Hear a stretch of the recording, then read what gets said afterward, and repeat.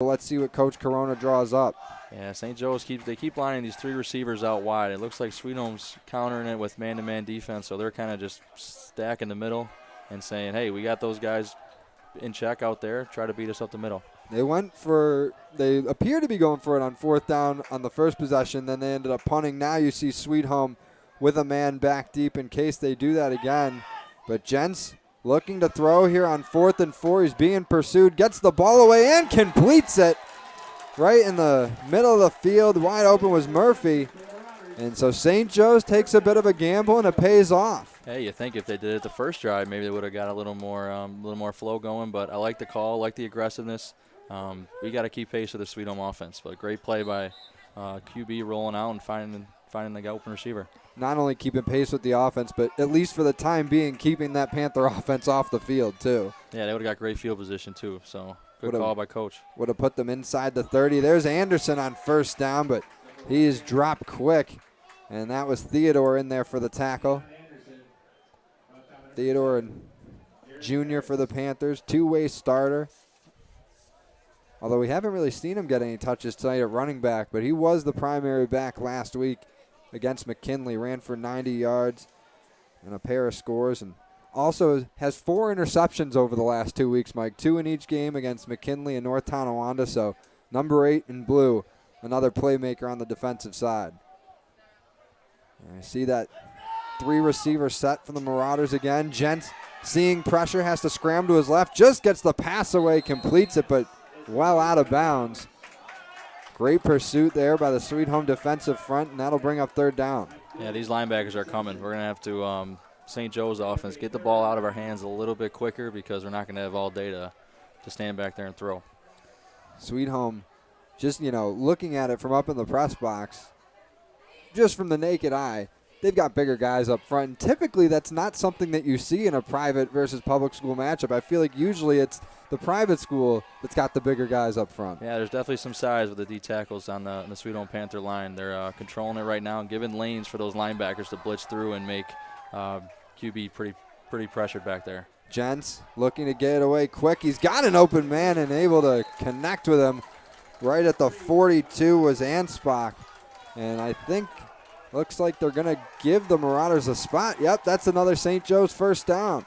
Great play by Jentz there, extending the play a little bit. Didn't look to run, moved the pocket a little bit, set his feet, throwing from far hash all the way to the numbers there. That's a good big-time throw. Yeah, that's 2 times now on this drive. Once on 4th and there on 3rd. He's scrambled and connected with a receiver to extend the drive. 1st and 10 now from the Sweet Home 42. Jentz again swinging it out to the right side. The receiver gets a block and is dropped after a gain of about 9.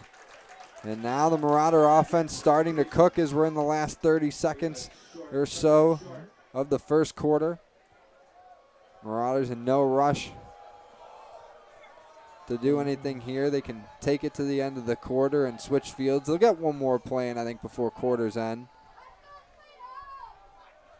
Jentz again with the 3 on the right side. They're sticking to what's been working, and now they get a jump. That was Whitehead going through the line for the Panthers, and that's going to help the Marauder offense even more.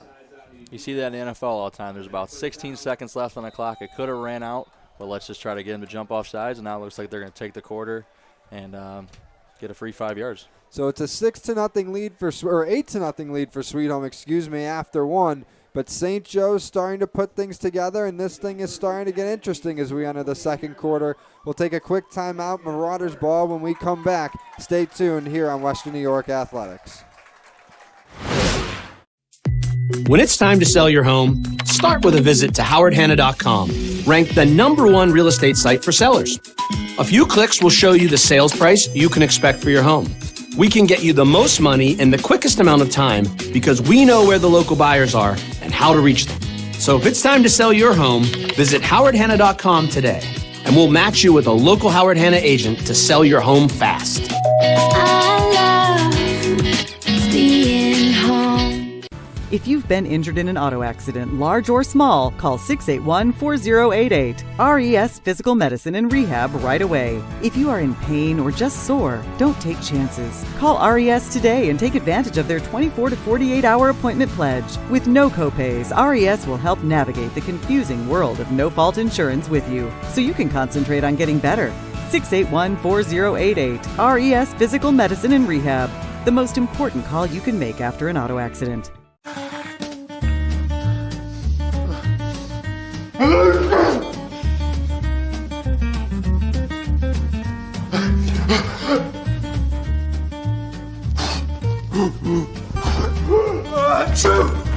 Avoiding care can lead to worse problems. Don't delay care. We're here for you. Western New York Immediate Care provides quick, quality care for non-emergent injuries and illnesses. Welcome back to Western New York Athletics. Start of the second quarter between St. Joe's and Sweet Home, and here's a big run for the Marauders. Dion Anderson taking it all the way for a 28-yard score, and the Marauders get their first points on the board. Only down by 2, and what a way to start off the second quarter for the visitors. Yeah, all momentum's kind of going towards St. Joe's way here. Great run. There, making a guy miss in the hole, making another guy miss, bouncing off a tackle, and getting outside and using his speed. So St. Joe's able to get their first points on the board on their second possession. They went 3 and out the first time. Much better here. And now we're going to get the extra point try. And this is what you talked about a few minutes ago, Mike. Sweet Home able to get a successful 2-point conversion. Now they pressure St. Joe's maybe to do the same. Looks like they're going to line up to go for 2. Looks like some confusion going on here. We got guys running in and out. Might not have enough guys.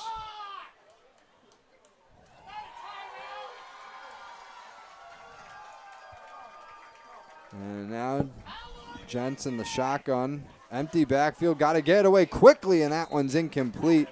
Marcus Hunt there on the defense for the Panthers.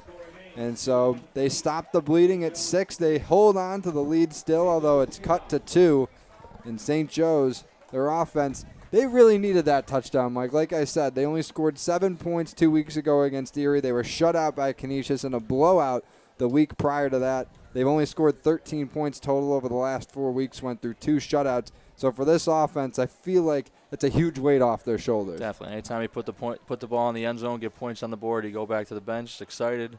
You get the guys juiced up, ready to go. Hopefully the defense now, if the kicking team here can pin them deep on this kickoff here, hopefully the defense can get a stop, and then we got a nice tight ball game here. Yeah, Sweet Home had a nice long drive on their opening possession the first quarter, held the ball for about 6 minutes before getting into the end zone on a run from Crawford, and they'll get it back here in just a moment.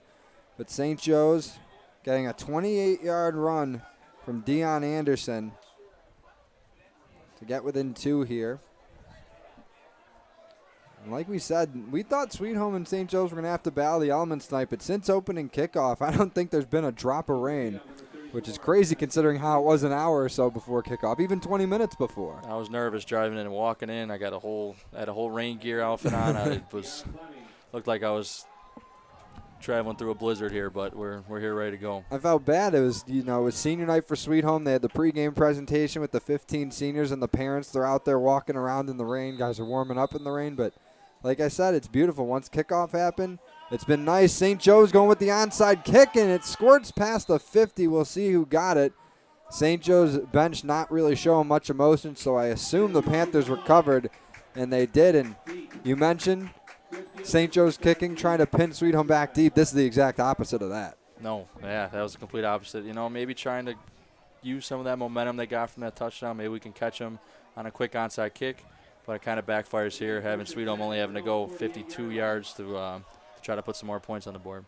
Now, I don't necessarily hate that idea. I mean, you get the onside kick, you keep the momentum on your side. You're on the road, too. It's a non-league game.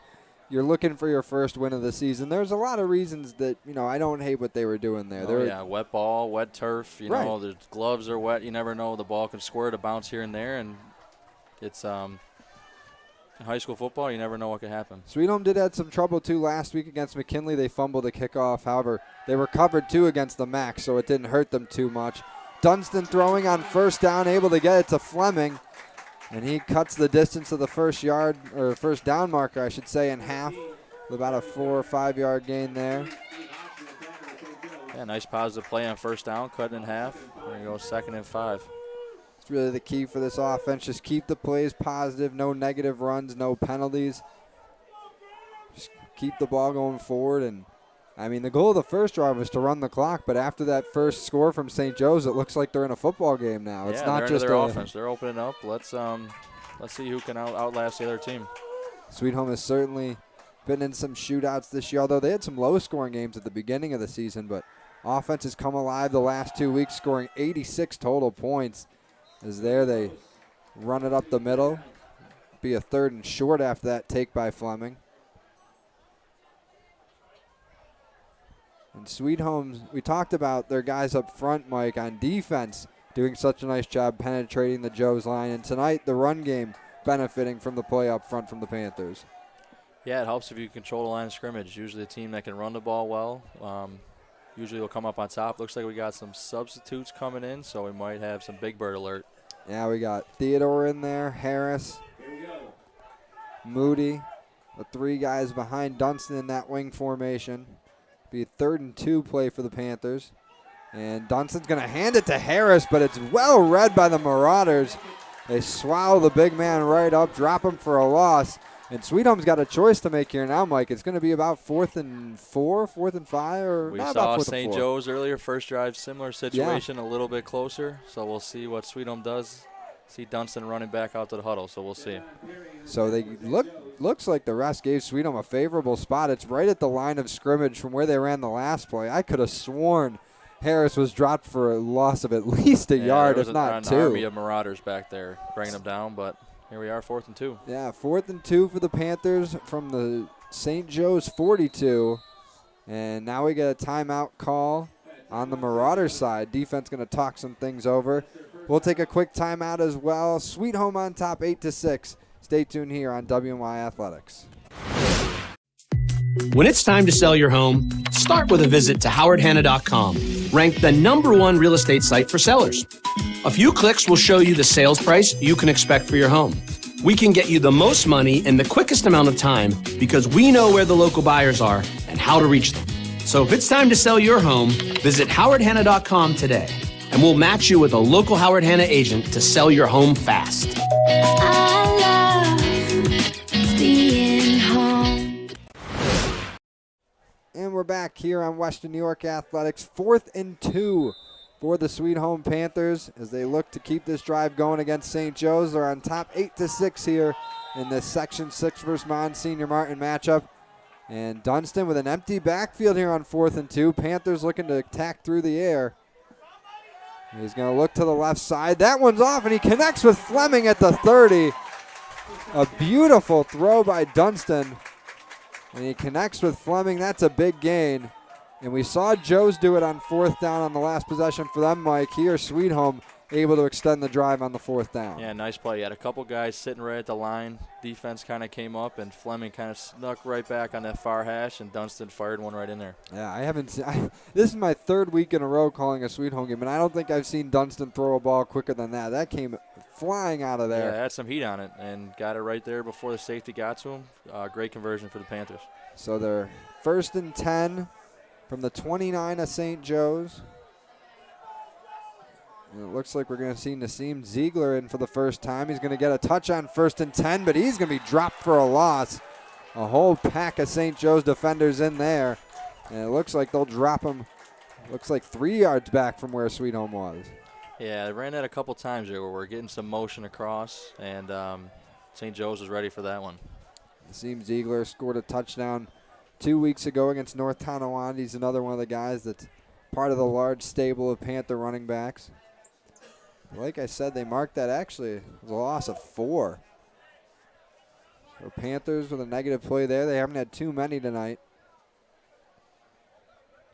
Dunston got Crawford and Coloco on his right side again, the 2 big receivers. Got Myrie and Butler to the left side. Ziegler still in the backfield, or on his left hip, I should say. Ziegler going to get a touch again, and he can't get away from the defenders. 2 runs and 2 tackles for losses. This St. Joe's defense, Mike, getting a nice boost here. Yeah, Henry Murphy, number 10, setting the edge pretty well, keeping his outside arm free, not letting him get outside. That's just a great play by the outside linebacker there. They gave up a big play on 4th and 2 just a couple minutes ago, but they've gotten back-to-back nice plays on the run, and they've backed Sweet Home up about 10 yards here. It's going to be 3rd and 20 for the Panthers. Yeah, 3rd and 20 offense here, looking to at least get half of it back, and then that way you can make a decision on 4th down. Look for some sort of screen, something underneath to try to get half of it. 3 receivers to Dunstan's left, 2 to his right. He's got plenty of time to throw, and that one's intercepted. Picked off and going the other way for St. Joe's. It was number 13, Jeremy Connor with the pick. And that is a huge momentum shift here as they get the Sweet Home offense off the field, and the Marauders now in control right around the 50. Yeah, Dunstan kind of forced out of the pocket a little bit, rolling out to his left. You can tell he wasn't completely set with his feet. Looks like he didn't see the linebacker underneath, and big play for the Marauders here. Here we got the ball at the 50-yard line, and anything could happen here. Got a little momentum going, get a good drive, scored last drive, and let's see what St. Joe's comes out with here. Jeremy Connor with the pick for the Marauders. He's now out there with the offense as they await to get the call from the sideline. But like I said, momentum has shifted the Marauders' way. They scored a touchdown their last possession. They get the turnover there. And we continue to see this 3-receiver formation. Connor going to get a run after the forced turnover. But Sweet Home doing just what we saw from the St. Joe's defense a moment ago, stopping that run game for a loss. Yeah, they sniffed that one out, got a couple guys in the backfield. St. Joe's trying to get some guys pulling outside, but they're not really getting to that linebacker there. We got Jared Harris there is making his presence known on defense today. And now if you're on the side of the Sweet Home defense here, Mike, I wouldn't say your back is against the wall here, but there's a little bit of pressure on you now to get a quick stop here, or maybe even force a turnover, get the ball back to your offense. But I feel like this is the most pressure they've had on them all night to this point. Oh, for sure. Yeah, just letting up a score last drive. They want to come out and make a stand. Jenks quickly sees pressure, and that one high over Noonan's head. Nice pursuit there by the Sweet Home front that'll bring up a quick 3rd down, as it looks like timeout call. Oh, they were asking for a reset on the clock. The officials just need the time fixed. I think they're going to set it. I think he said 6:01 or 6:12. So yeah, they're just fixing the clock a little bit. It was off by about 10 seconds to the officials' count. That'll happen in high school. It happens actually at every level. It happens in the pros, it happens in college. So 3rd and 12 for the Marauders here, looking to take advantage of that interception from Connor. Gents dropping back, and he's going to be dropped. Coloco in there on the sack. And that'll bring up 4th down for St. Joe's. Yeah, brought some pressure there. Coloco's got a lot of size there. He's kind of towering over the St. Joe's lineman. Came on the edge, made him uncomfortable there, and good pressure. 6'1", 200-pound senior Coloco is, and you talk about his size, Mike. He has that. But on both sides of the ball, too, he brings speed for his size. Last week against McKinley, he had a 95-yard catch-and-run touchdown. And just having that big frame and speed on the defensive end for Sweet Home, just such a playmaker over there. But it looks like the Panthers are expecting a punt. We've got Theodore back deep around the 30. Gent's going to get the snap, and he'll quickly boot it away. It's a nice one. Goes over the returner's head. He didn't get a roll before in his favor. This time he will. And a great punt there from Gent's going to be downed inside the 5. And that'll be a great starting spot for the St. Joe's defense. Panthers going to have to go almost the whole length of the field here, Mike, to get into the end zone. Yeah, 55-yard punt right there, how to flip the field. Looks like that might be their normal punt formation. Look like we're going to show up and run a play on offense, just dropping back. Helps to have your quarterback be a dual threat to be able to throw, punt, throw, run, whatever they need him to do. Now, as an offense here, you've got 5 minutes until halftime. Sweet Home set up right now to receive the kick at the end of the 3rd quarter. We know that they can run the ball and hold it. Are you thinking right now, let's take this all the way to the end of the quarter and try to get points before halftime and see if we can go a little 2 for 1? First thing I remind here is you want to get a first down. Yeah. You want to be going. You want to get the ball going forward. If you can get this first down, kind of get it out of your own danger, and then we can kind of reassess. There's a lot of time left Sweet Home has. I think they're just using a timeout here. I think one left. St. Joe's called that one. I think that it looks like that's the official signal, but they see that it's an opportune time to maybe pin their ears back and make a play, Mike. I mean, it's only a 2-point differential. Maybe try and get a safety and just forced a turnover, too. So there's plenty of things that Coach Mike Corona could be talking about with his guys right now. Yep, you never know. Like we said, wet turf, wet ball, wet gloves. You never know if the exchange between the quarterback and center, something funky could happen being so close to your own end zone like this. I think on the other side, too, if you're Sweet Home, they say basically the same thing that you just said. Yeah, guys, don't look forward. Don't think about halftime. Don't think about going for the 2 for 1 like what some people would. Just worry about getting away from our own goal right now and giving ourselves some breathing room. Especially last drive, turning the ball over. I'm looking for Zimmer maybe too. We're going to run the ball a little bit, maybe get some short completions, get the confidence back up for Dunston. So Sweet Home will be on their own 4 here to start this drive. And they're in that Big Bird formation. It's going to go to Harris up the middle.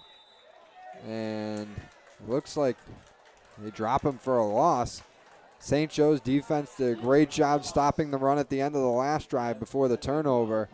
And here they make things even tougher for the Sweet Home offense. Yeah, Sweet Home tried a little fake pitch counter. Anything that takes a long time to kind of develop gives the defensive line some time to get through, and looking for something maybe quicker. Maybe Harris up the middle here.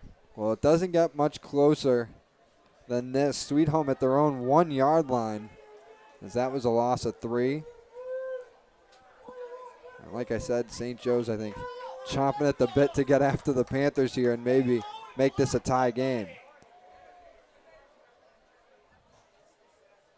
And this time Dunston's going to fake the handoff to Theodore and throw it, and that one just out of the reach of Coloco, his intended receiver.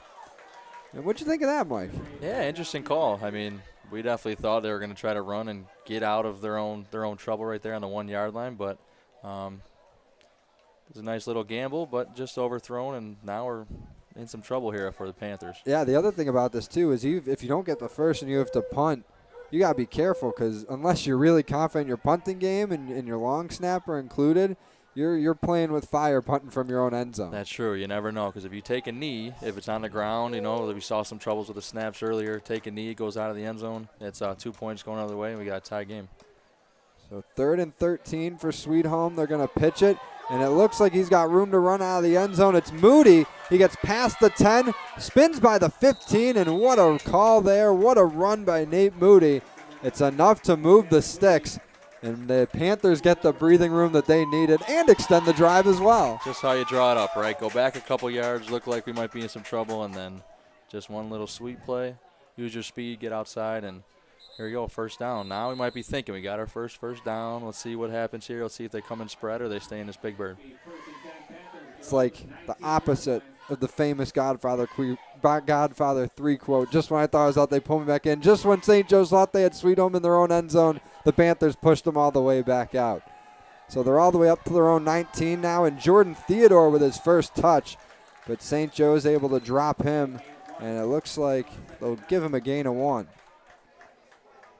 Yeah, we got about 3:30 left here, so Coach Zimmer's got to be thinking maybe opening up a little bit, or maybe they're content going 8-6 and starting with the ball in the second half.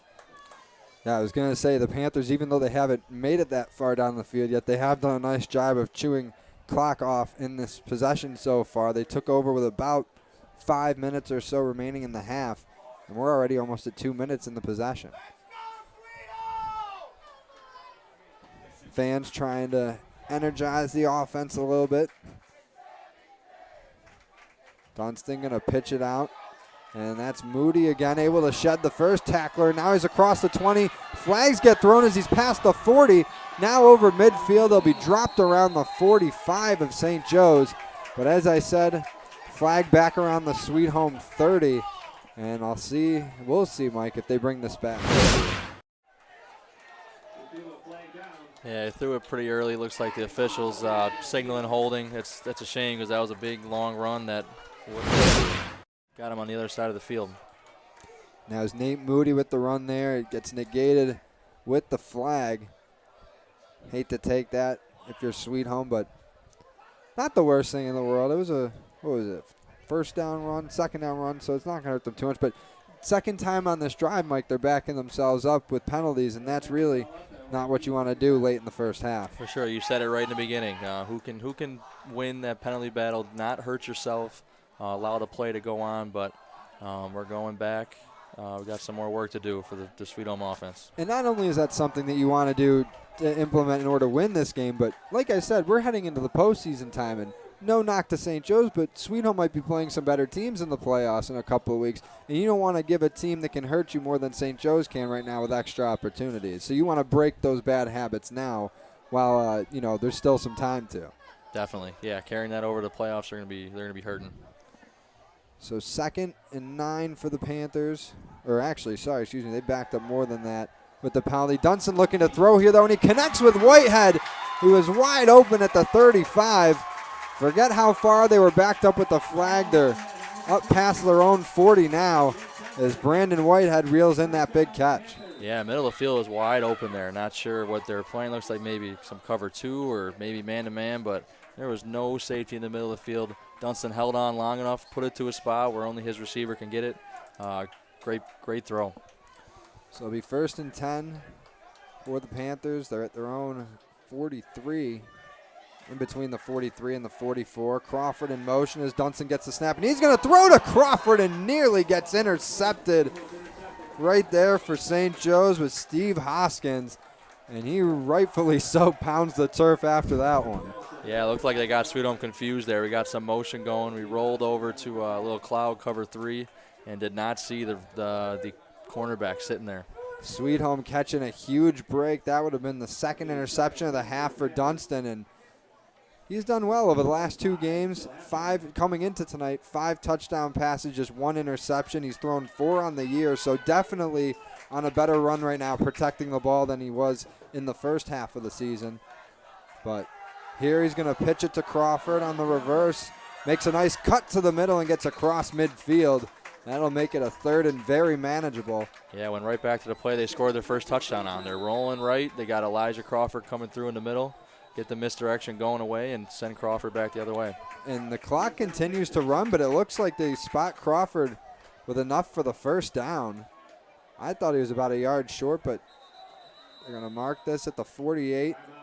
And we get another timeout call by St. Joe's. Their defense wanting to slow things down, talk some things over. So with 1:42 to go here in the first half, we'll take another quick timeout. Sweet Home looking to take a lead into halftime. We'll be right back here on Western New York Athletics. Does he do car? Forget about it. How about home? Forget about it. Does he get good rates? Forget about it. And you're saying there's no problem too big for this guy? Forget about it.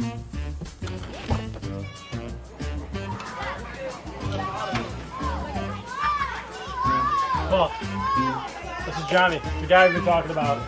Johnny, this is Paul Wolf. Mr. Wolf, it's nice to meet you. Thank you for the invite. Not a problem. It's Paul, not Mr. Wolf. Oh, sorry, Paul. Johnny, forget about it.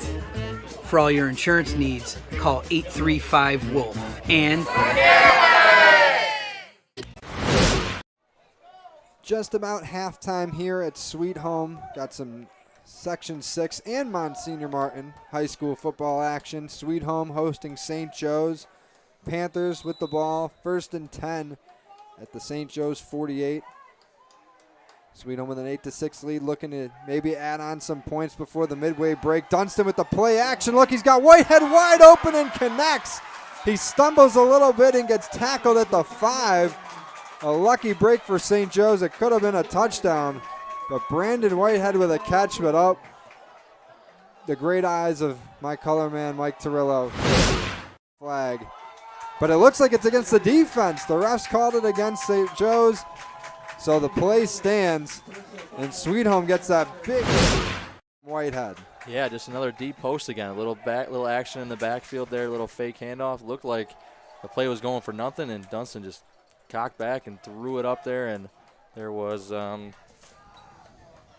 Whitehead ready to catch the ball. Another big play. And it's like with all the passing success that Sweet Home's had tonight, when they've thrown the ball, they've gone to the middle of the field. Is that unusual, or is it, do you think that maybe that's St. Joe's strategy is to make them throw to the middle? But either way, it's been working. Yeah, I don't know. It looks like they might address that at halftime, because there's the middle of the field is just wide open, and they're taking advantage with posts, getting guys from the outside running to the middle, and they're just outrunning these defenders. Whitehead's had a big grab in the middle. Fleming, Moody, and with that flag on St. Joe's, this is going to give Sweet Home a great spot. They're going to be at the 2.5-yard line, 1st and goal. Dunston with 4 wide, Fleming to his left, and Fleming going to get the carry. Was able to shake the first tackler, but is brought down by a few more. And Sweet Home trying to punch one in before halftime here. I mentioned before, Panthers slated to get the kick at the start of the 3rd quarter. And as an offense, Mike, you love to get that 2-for-1 opportunity, I'm sure. Oh, yeah. You got a minute left. I think 3 timeouts still. So the playbook's wide open. You can run, pass, and really bleed this clock and hopefully punch the ball in the end zone. Under a minute now, 55 and counting. Seconds, I should make clear. Dunston rolls to his right off the snap, looks to the corner of the end zone and connects. Did Crawford stay in? And he did. Elijah Crawford with the touchdown grab, his 2nd score of the game, and the Panthers extend their lead to 14-6 late here in the half. Yeah, great play call here. We're rolling out. We're getting our fast, athletic guys out to the corner, and that's Crawford again scoring another touchdown. Crazy to think that this drive started all the way back inside our 5-yard line, Sweet Home Panthers 5-yard line.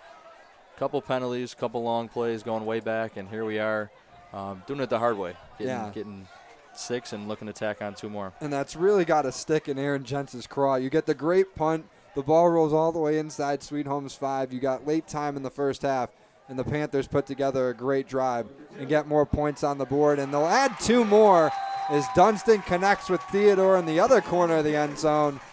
And that extends their lead to 16-6, Sweet Home on top of St. Joe's. And that's just well execution. The Panthers putting together a great drive here. And really, Mike, they've only had 3 possessions in this first half. Touchdown, interception, touchdown. So all being said, though, pretty happy that they should be taking a 10-point lead into halftime. Oh, you got to be. I mean, scoring 2, that's 2 out of 3 is what you want to do. I mean, if we can cut out the interception for next half, it's going to be that kind of game where both teams are controlling the ball. Might not be many possessions, so you got to make them all count. And Sweet Home making that one count. 96-yard drive ends with points. And like we said, almost at halftime here, Sweet Home going to kick it away to St. Joe's. And now we'll see what Coach Corona draws up, Mike, because it's interesting. We said with Sweet Home set to receive the ball at the end of the third, or at the start of the 3rd quarter, Let's see if St. Joe's tries to take advantage of the time that they still do have on the clock here. Yeah, we'll see where this kick goes. First one, they got a good return for the Marauders up to their own 40. Last time was a 30. Yep. It looks like the kicker's not kicking it overly deep, so there's a chance that we can get a good return here and maybe some more fireworks before halftime.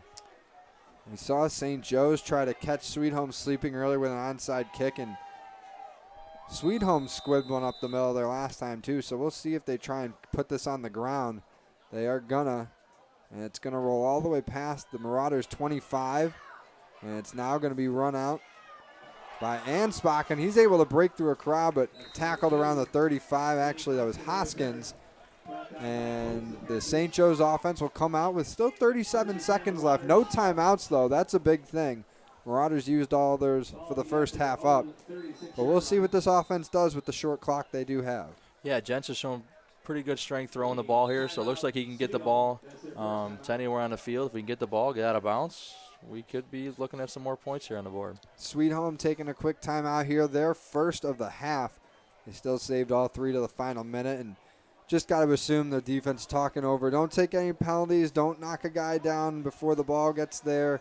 Just let them try and run their play. All we got to do is keep them out of the end zone. Yep, keep everyone in front. Make sure we tackle. Because last scoring drive for St. Joe's, we allowed Anderson to get a little slippery and break a couple tackles. But we'll see. Maybe this is where offensive coordinator might want to change it up. And, hey, we think we're going deep. Maybe let's hit him with a quick run, a quick screen. But we'll see what happens. Just a quick scoring recap before we get to halftime. Sweet Home got things started with an 11-yard score from Crawford on the ground in the first quarter. St. Joe's got within 2 on a 28-yard rush from Deion Anderson in the second quarter. And then just a few moments ago, you saw Elijah Crawford's touchdown grab, and that has the Panthers on top by 10 with the successful 2-point conversion. 37 ticks till half. St. Joe's starting here from their own 36. Jentz has time to throw here. Now rolls to his right, gets one away, and that one off the hands of Anderson. Had him open, and really that's the first time he's hit an open receiver tonight, and it hasn't been a catch, Mike. Yeah, it looked like he was in good position. Did a good job extending the play. Sweet Home only rushed 3 linemen, so he's going to have time. So if he stays in the pocket, he'll have time to throw the ball, and just off the hands of Anderson there. And Anderson coming up a little limp after that play. He's kind of hobbling back to the St. Joe's huddle, and just heard a moment ago he's got the lone Marauder touchdown. He's made a few big plays for them tonight on offense and in special teams. Would certainly hate to have him not at 100%. 2nd and 10 now. Jentz turning and throwing, and I think, oh no, they're going to call that complete. Complete, but the clock's running. Falling down on the knees there just in front of the out of bounds. That was Noonan with the grab. And we're inside 15 seconds now in the half. Jentz looking to air this one out. Might have overthrown his guy. He did. It was tipped. That was Nettles in on the coverage for Sweet Home. And actually, that kind of helps St. Joe's, Mike. That stops the clock for them. It's 4th down, but with only 8.5 seconds left, this was probably going to be the last or one of the last plays of the half anyway. Yeah, we do want to be careful throwing into three Panthers there. 3 gold helmets around there that could not have ended well, but luckily overshot everybody. The worst thing you want to do here is get yourself in trouble, throw an interception, and give Sweet Home yet another score going into the half. Yeah, and Nettles is a guy you definitely don't want to throw on. He had 2 picks last week against McKinley, another one the week before against North Tonawanda, along with Theodore and the other playmakers they got. I mean, they got a ton of guys that are ball hawks out there. So we'll see if they air it out again here. 4th and 2, late time, and Jentz is swarmed there by Sweet Home. He's sacked, and there's 3.5 seconds on the clock. Mike, that's a turnover on downs, and now we talked about St. Joe's making the most of short time. Let's see what the Panthers do here with the ball again before half. Yeah, definitely an interesting call. It looked like he was rolling to the right. I don't know if it was a designed run, but QB Jentz there thought he can get it on his own. But now we're here. We got a 40-yard heave to the end zone here. We got 3.2 seconds. Some athletic receivers that can go up and make a play. Who knows? Yeah, Sweet Home going to call another timeout here. Obviously, going to look to draw something up, I would assume. And like we said, they get the ball to start the third quarter. Dunston has thrown 1 pick today, but with the way he's been playing the last few weeks and tonight, you got to have confidence in him throwing the ball here. Oh, for sure. Yeah, he's making the right reads here. Just one sloppy play, but other than that, he's hitting his big body receivers, being able to catch the ball, and definitely has the arm to get this to the end zone. They've got 3 of the longer guys out there, Coloco and Crawford and Butler, all 6 feet tall or more. But they're in not a wide set here, and the Panthers going to play it safe. Dunston going to take the knee, and they're going to take the 10-point lead to the locker room at halftime. Midway point here in Amherst. Sweet Home on top of St. Joe's 16-6. We'll take a quick timeout here at halftime and be back for second half action in just a bit. Sweet Home up 16-6 on St. Joe's. Stay tuned here for the second half in just a moment here on Western New York Athletics. When it's time to sell your home, start with a visit to howardhanna.com, ranked the #1 real estate site for sellers. A few clicks will show you the sales price you can expect for your home. We can get you the most money in the quickest amount of time because we know where the local buyers are and how to reach them.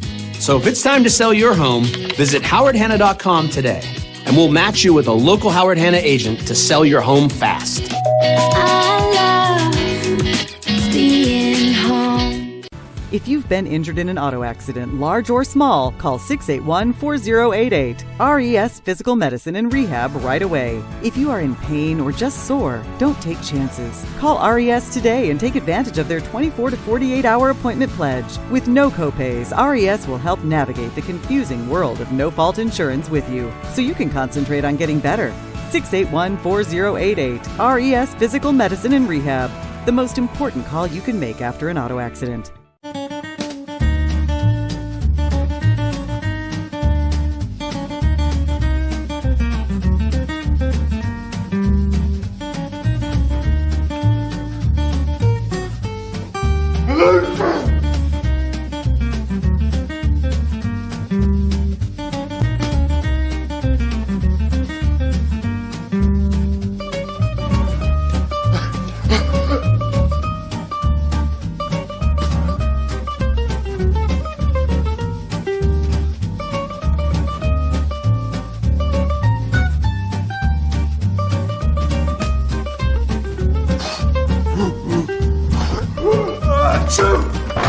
Avoiding care can lead to worse problems.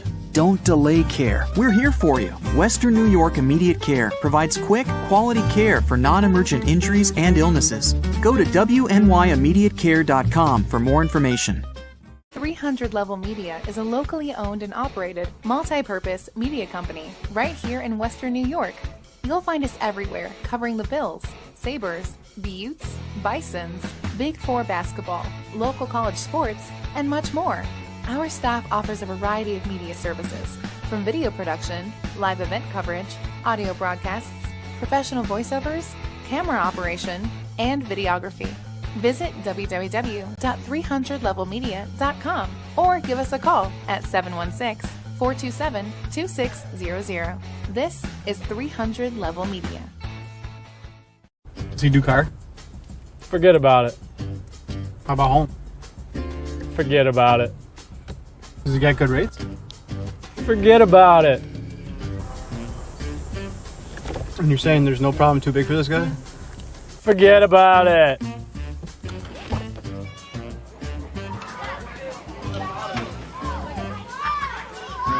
Well, this is Johnny, the guy we've been talking about. Johnny, this is Paul Wolf. Mr. Wolf, it's nice to meet you. Thank you for the invite. Not a problem. It's Paul, not Mr. Wolf. Oh, sorry, Paul. Johnny, forget about it. For all your insurance needs, call 835-WOLF and... Why do you exercise? To look better? To feel better? To drop a few pounds? To train for an event? To defy age? Or to keep your ability to say yes to the things you love to do? Whatever motivates you, G&G Fitness Equipment is here to get you there. Treadmills, ellipticals, rowers, bikes, home gyms, and accessories. We'll pair you with the right equipment, teach you how to use it, and be there every step of your fitness journey. G&G Fitness. Your goal is our goal. Logistics Plus is a global transportation provider headquartered in Erie, PA, with locations worldwide, including right here in Western New York. Logistics Plus is consistently recognized as a fast-growing transportation and logistics company, great supply chain partner, top freight broker, leading project cargo manager, and a great place to work. With a strong passion for excellence, our 500-plus employees put the plus in logistics. Call our Buffalo office today for an efficient, personal approach for all of your transportation needs.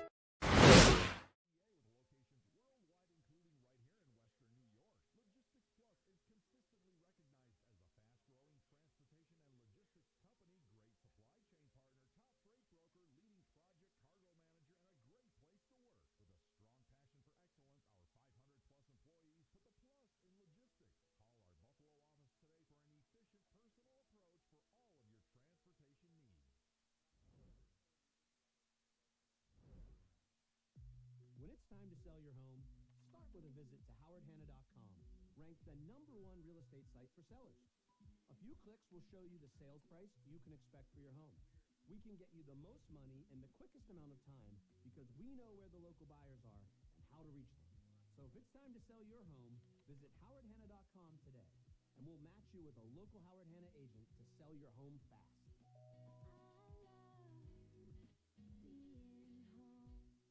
If you've been injured in an auto accident, large or small, call 681-4088. RES Physical Medicine and Rehab right away. If you are in pain or just sore, don't take chances. Call RES today and take advantage of their 24 to 48-hour appointment pledge. With no copays, RES will help navigate the confusing world of no-fault insurance with you, so you can concentrate on getting better. 681-4088. RES Physical Medicine and Rehab. The most important call you can make after an auto accident.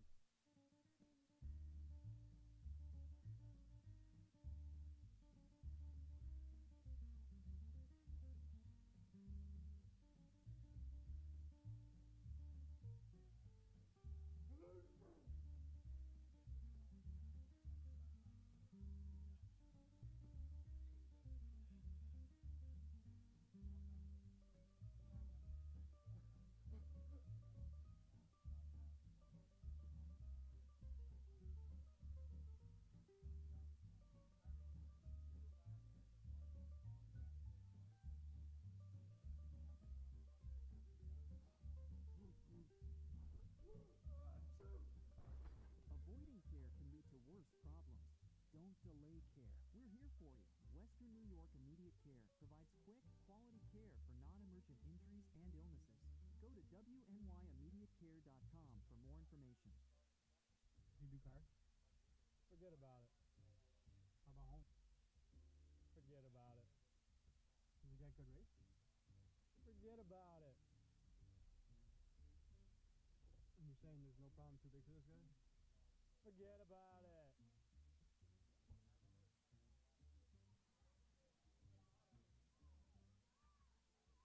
Paul, this is Johnny, the guy you're talking about. Johnny, Paul Wolf. Mr. Wolf, nice to meet you. Thank you for the invite. Not a problem. It's Paul, not Mr. Wolf. Oh, sorry, Paul. Johnny, forget about it. For all your insurance needs, call 835-WOLF. And Why do you exercise? To look better? To feel better? To drop a few pounds? 300 Level Media is a locally owned and operated multi-purpose media company right here in Western New York. You'll find us everywhere, covering the Bills, Sabres, Bees, Bisons, Big Four basketball, local college sports, and much more. Our staff offers a variety of media services, from video production, live event coverage, audio broadcasts, professional voiceovers, camera operations, and videography. Visit www.300levelmedia.com or give us a call at 716-427-2600. This is 300 Level Media. And we're about to momentarily start the second half of this matchup between the Southwestern Trojans and the Allegheny Limestone Gators. Southwestern ahead 17-0 thus far. And we're going to take a look at some other games going on. We do know that Jamestown was supposed to play Williamsville East tonight, but earlier this week the game got canceled due to injuries and lack of roster numbers for Williamsville East. But we're going to look at some more and see what we can find for you all. But so far, Aiden Kennedy, 2 pass touchdowns, and he also has an interception on the defensive side of the ball. And we got about a minute and a half left till the start of the second half. Both teams coming in with identical 3-3 records,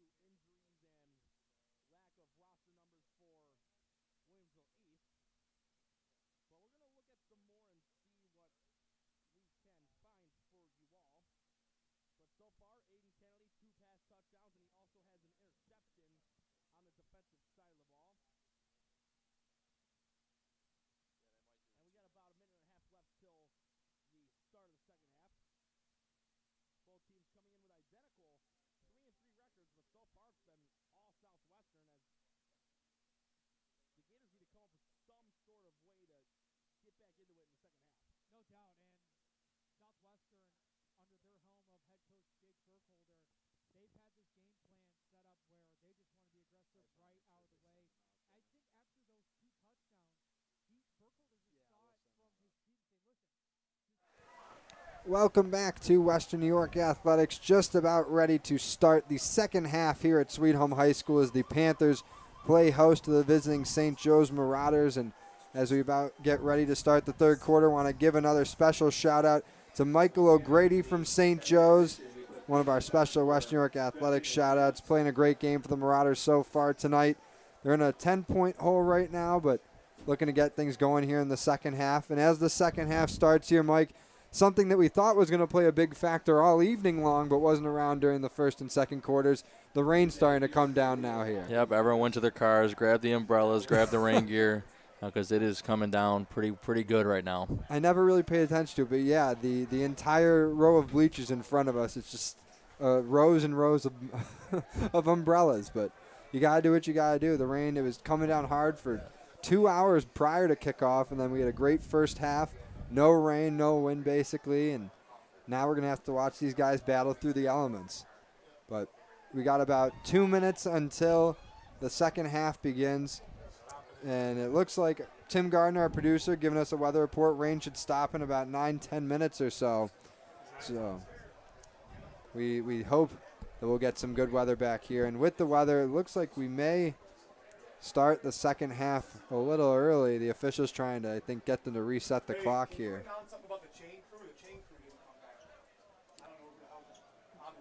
And actually now we're not going to get the first or the second half start right away because they need the chain crew to come back. High school football, you know. So they're going to get the chain crew back.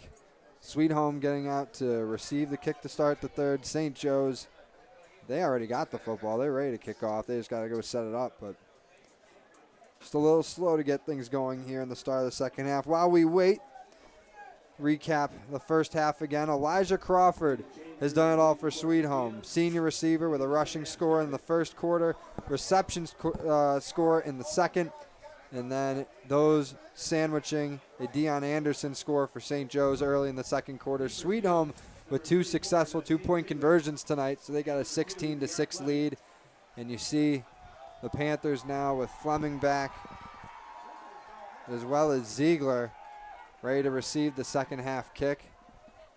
And the Panthers have a great opportunity here to not necessarily put this thing away, Mike, but, you know, really put themselves in a good spot to be in a comfortable way for the rest of the way here, getting the ball up 10 to start the third quarter. Yeah, going up, if they score here, they'll be up 3 scores. Definitely might be tough, especially if this rain is coming down.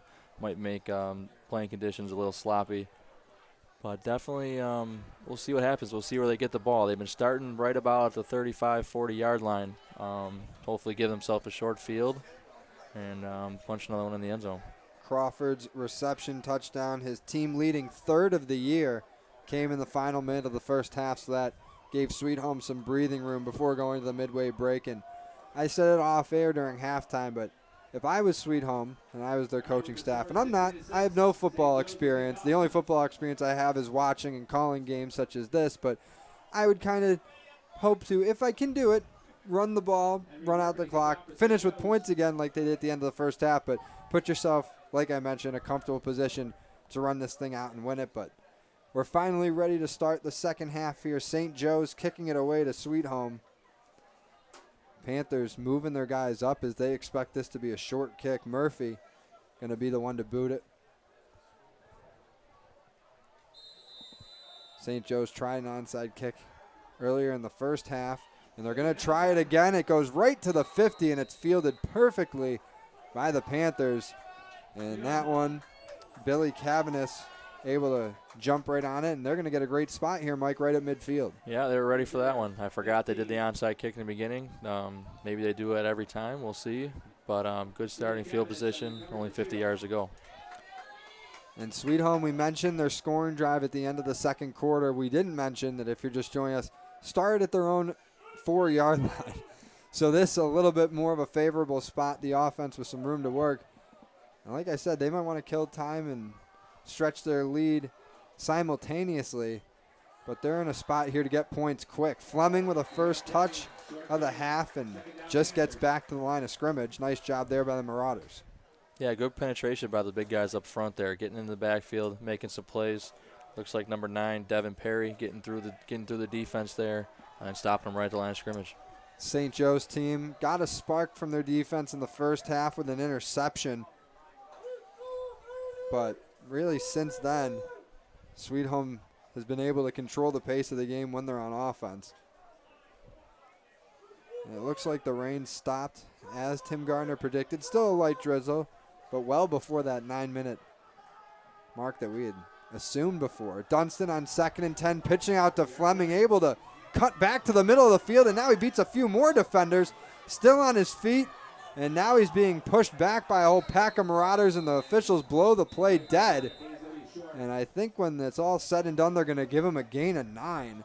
But what a tough run from Fleming there, Mike. And he's really been doing that all night.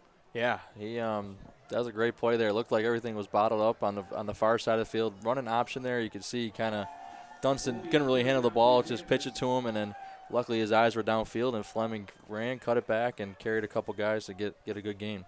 So they marked that as a gain of 8.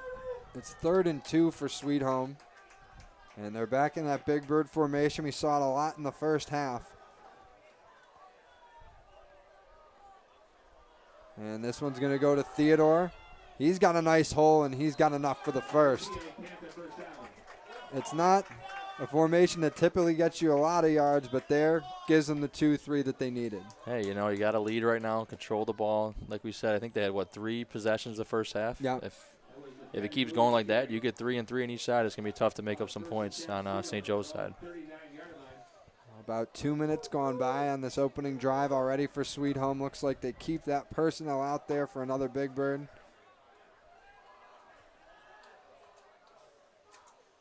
And they're going to fake it to Theodore. Now it's Moody, and he gets hit hard. Coming up there was Perry. And that's no gain for Sweet Home. Yeah, look to fake the outside sweep again. They had success running it to the right side of their offense, trying to get Moody coming back underneath, and they were ready for that. We talked about Jared Harris for Sweet Home, but you look at Devon Perry on the St. Joe's side, 5'10", 200-pound senior middle linebacker. Both these teams with just stereotypical, like perfectly made what you would want in a high school middle linebacker. Yeah, good, stout, strong middle linebackers that want to hit. They want to come up and hit you. And there Moody able to avoid the first tackle. Now he blows by a few more, picks up the first down, and is knocked out around the 25. Talked about Fleming with some great runs tonight. Moody getting a few touches as well, and he's picked up seemingly big yards every time. Oh, yeah. When he gets outside the edge, it seems like he's the fastest guy on the field right now. And they're getting the blockers out there, and he's getting that corner. And then St. Joe's, the Marauders defense is playing catch-up on him. Moody's been a 3-year starter for the Panthers on the defensive side of the ball, has been starting at cornerback ever since he was a sophomore. This year, really over the last 2 games, has taken a bigger part in the running game, scored a pair of touchdowns last week against McKinley. Some good runs tonight. Now they're going back to Theodore on 1st and 10. Got a nice block to the outside, trying to follow Harris as he gets a gain and goes out of bounds. Looks to be gain of about 7 or 8. Theodore, nice carry there. There you go. Ball security, controlling the ball, moving the ball down the field. Sweet Home just kind of exerting their dominance right now. Yeah, we said it. Just the front line of the Panthers winning on both sides of the ball, offense and defense. And here, St. Joe's has gotten a couple negative plays, but Sweet Home able to bounce back quick and get the ball back downfield. So 2nd and 3 now. They stick with what's been working. Fake to Moody, hand to Theodore, gets a nice block, and is out across the 15 for another first down. Yeah, there's nothing glamorous about this offense. This double wing. You get everyone in there. The offensive linemen love it. The running backs love it. Maybe not Dunston's favorite, because it definitely wasn't mine when I was playing for Sweet Home. But, you know, it gets everyone tight in the middle, but then it collapses the defense and creates some open holes. And once you get outside, there's nobody else out there. So definitely those opportunities for some big plays like we've seen. And Dunston's, used to not throwing the ball. He only threw 7 passes last week against McKinley, completed 5 of them and threw 3 touchdowns. But with how much talent they have running the ball, they're able to keep it on the ground and feel pretty good about it. There, Harris able to move ahead for another big chunk. Gets inside the 10. As we've now gone 5 minutes on this Sweet Home drive. And just have to reiterate, we said it off air. We were expecting this to happen. Yeah, definitely what you want to do coming out of the half. It definitely takes a toll on this defense. These linemen, you got guys going both ways. A little less motivation to go back on offense once you just let up a long, grueling touchdown drive like this. But we got to put the ball in the end zone first. So it's 2nd and 6 for Sweet Home from the 9. And they've stayed in this double wing the whole time. Moody on the pitch, a huge hole. Harris with the block, Moody with the finish. And the Panthers add 6 more on the board with that run from Moody. First touchdown of the half for the Panthers. Speed, speed, speed. It's just a little too much for the Marauders right now. And extends that lead. They're on top by 16 now. And we'll see what the Panthers do. They're 2 for 2 on 2-point conversions, and Dunston going out here. I believe Tajiri's on the sideline, so I think they're going to go for 2 here. Yeah, usually during the week of practice, you'll practice maybe 1 or 2 2-point plays, but now they're on their third, so we'll see what they come up with here. And they're going to stay in Big Bird. Why not? And they're going to go to Harris up the middle. The big man tries to plow his way through, but it looks like St. Joe's stood him up. In fact, they came away with the ball. There's O'Grady with it, but play's blown dead. They stop the bleeding at 6, but the lead is 16. Sweet Home 22, St. Joe's 6. We'll take a quick break and come right back. St. Joe's offense going to get the ball, looking to cut into this deficit. Stay tuned here on Western New York Athletics. When it's time to sell your home, start with a visit to howardhanna.com, ranked the #1 real estate site for sellers. A few clicks will show you the sales price you can expect for your home. We can get you the most money in the quickest amount of time because we know where the local buyers are and how to reach them. So if it's time to sell your home, visit howardhanna.com today, and we'll match you with a local Howard Hanna agent to sell your home fast. I love being home.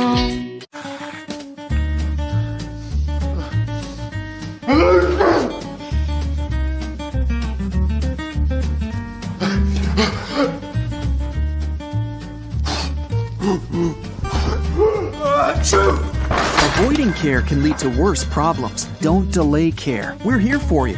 Western New York Immediate Care provides quick, quality care for non-emergent injuries and illnesses. Go to wnyImmediatecare.com for more information. Sweet Home ready to kick this one away to St. Joe's. As Butler's kick squibs, fielded at the 25. And that's going to be Noonan with it again as he's dropped just short of the 30. So St. Joe's coming out down 16. And Mike, still plenty of time left in this one. And Sweet Home unable to get the extra 2 on that last conversion following Nate Moody's touchdown run. And while the hole feels like it's big for St. Joe's, it's still only a 2-score game. Yeah, 2 scores and they're right back in it. I mean, they showed the ability to drive down the field and score. It's tough with the conditions right now. Sweet Home tried 1 extra point the first time, then the penalty, and then they got the 2-point conversion. They just been content doing that every time. But you got to get that point. Those 1 points, they add up, and you can see that it's still a 2-score game. So St. Joe's with a chance to cut into the deficit here as they run that one. Short gain as Moody was there to make the stop. Halfway point of the third quarter. Sweet Home looking to improve their overall record to 6-1. St. Joe's looking for their first win of the year. They're 0-5 so far. A couple of league losses to St. Mary's and Canisius. We've also played Erie from Pennsylvania. Holy Trinity from Hicksville, New York. Also lost to St. Francis back in September. Another Western New York Monsignor Martin team. 2nd and 7 here. As that's a run for Connor. Picks up another couple yards. Yeah, back-to-back decent carries. We're going forward here. We got 3rd and about 5 or 6. Run pass, both options here. And judging on how the last quarter went, I think that if we get a 4th and short, we might be looking to go for it again. Yeah, absolutely. And I was going to say, if you're St. Joe's right now, you just want to keep your offense on the field, get those guys to build up some confidence, keep Sweet Home from having the opportunity to score points, and just keep yourselves in this game right now. Yeah, going back to that second quarter, St. Joe's offense hasn't had the ball. Sweet Home had that long 94-yard drive. Then they had the ball. And I got to get some rhythm going back for this offense. Jenks looking to throw on 3rd down, and that one skips and ends up in the hands of Anderson, but it's ruled incomplete. So it'll be 4th down and 5 for St. Joe's. And I want to say, like, you're at a point where you almost have to go for it here, but you give Sweet Home a chance to put it away before we even get to the 4th quarter if you don't get it. So it's a tough spot to be in if you're the Marauders and Coach Corona here. Yeah, and it's tough to tell what they're doing with keeping their quarterback there to kick and throw, so we'll see what happens. And they've pooch punted a little bit, and they're going to do it again here. Sweet Home with nobody back deep. This is how it was back in the first quarter. And St. Joe's going to get another good roll. Second time tonight they pinned Sweet Home inside the 5. This is going to be right there in between the 4 and 5 yard line. So it's a quick 3 and out for St. Joe's, but they get another good punt. Jenks, I mean, Mike, we remember you as a quarterback at Sweet Home, but what a lot of people don't like to talk about is you were an all-Western New York punter senior year too. So you got to appreciate what Jenks is doing tonight in special teams. He's doing it all. It's a big part of the game. There's three parts of the game. You got to win all 3. And the field position game is doing really well for St. Joe's and being able to pin them deep. Now it's time for the defense to get that stop. If we get them pinned deep here, get them on a 4th and long, hopefully they'll make Sweet Home punt, and they can get a short field to work with. And that's what they need here this time is that big stop. They got the good punt. They pinned Sweet Home deep in the later stages of the second quarter, and the Panthers responded with a touchdown drive. So here it's the key for the defense to get the stop for Sweet Home. You put together another 90-plus yard touchdown drive here, you're sealing the game in my opinion. But we get a penalty call before the snap. And I think they're calling that against Sweet Home based on the home crowd reaction. So that'll help the Marauder defense a little more. Oh, no, it's against St. Joe's. So St. Joe's had 12 defenders on the field. I was confused. The home fans were misled. I was going off of their reactions, but Sweet Home with a little bit of breathing room here. And another not costly mistake for St. Joe's, Mike, but just a mental error you can't afford to take. And Fleming on 1st and 10 here. Nice run out past the 15. And in a spot like this, Mike, like I said, just can't be taking flags when you got a team pinned inside their 5. Yeah, no, especially trying to crawl back into this. You got them pinned deep. Did a great job on the punt there, but a miscue on the defensive unit there provides costly because getting that 1st and 5, getting a first down, new set of downs right away. Under 4.5 to play in the third quarter. If Sweet Home follows suit on what they did on their last possession that was 90-plus yards, and follows really what they did on the first possession of the second half, they're going to take this into the fourth quarter. Yeah, and it'll really put St. Joe's in a tough spot to climb back into this here. Big Bird again. They go to Theodore, and he gets a couple after being tackled. And I believe in there for St. Joe's was a couple of their guys on the front line, but I think the first to make the tackle was Farrell Livingston, senior defensive end. Only one pass they've done so far out of this. They called it pretty early when they were backed up in their own end zone, but we'll see if Coach Zimmer wants to dial one up here. It might be coming. And it was the fake, too. It was fake handoff, and then they were looking for Coloco deep. 2nd and 10 from their own 18 here. They'll pitch it to Moody. Able to get by the first tackler, but the ball's knocked out. St. Joe's falls on it, and that's the spark the Marauders needed. They get a turnover inside the Sweet Home 20. And after getting a recovery from Brennan McElroy, they'll be in the red zone to start this possession. Yeah, great play there. Going right for the football. Ball wasn't tucked by Moody there. It's kind of going in between the tackles. We've seen him running outside, look to cut it back. And great play by couldn't catch a number on that one, but way to get a hand in there to cause a turnover. Yeah, I didn't see who knocked the ball out for St. Joe's, but Brennan McElroy, the defensive tackle, was able to recover. So a great spot here for St. Joe's in this offense to find something, as they haven't scored since the first play of the second quarter. We're at the Sweet Home 17 to start here, and it's going to be a handoff. That's Vishian, able to get maybe one on that run to the right side. Yeah, again, Harris filling. We got Harris filling the hole there at linebacker. We got Emmanuel Day just creating a pile in there. No real running lane for St. Joe's today. Sweet Home's run defense has been very good all day. And this is, again, a time for the Sweet Home defense to snap themselves back into this game. Earlier, kind of told them they were in pressure. When it was 8-6, they had pressure to stop St. Joe's. Here, they might be feeling a little bit to keep them out of the end zone, keep that comfortable 16-point lead. Jenks going to fake the handoff. Looks like they fooled a defender or two as he slides to the left side, and now they're going to hit Sweet Home with a penalty. They hit the quarterback after he slid, and any defensive coach will tell you that's a big no. Yeah, it's tough there. Looks like he's running outside.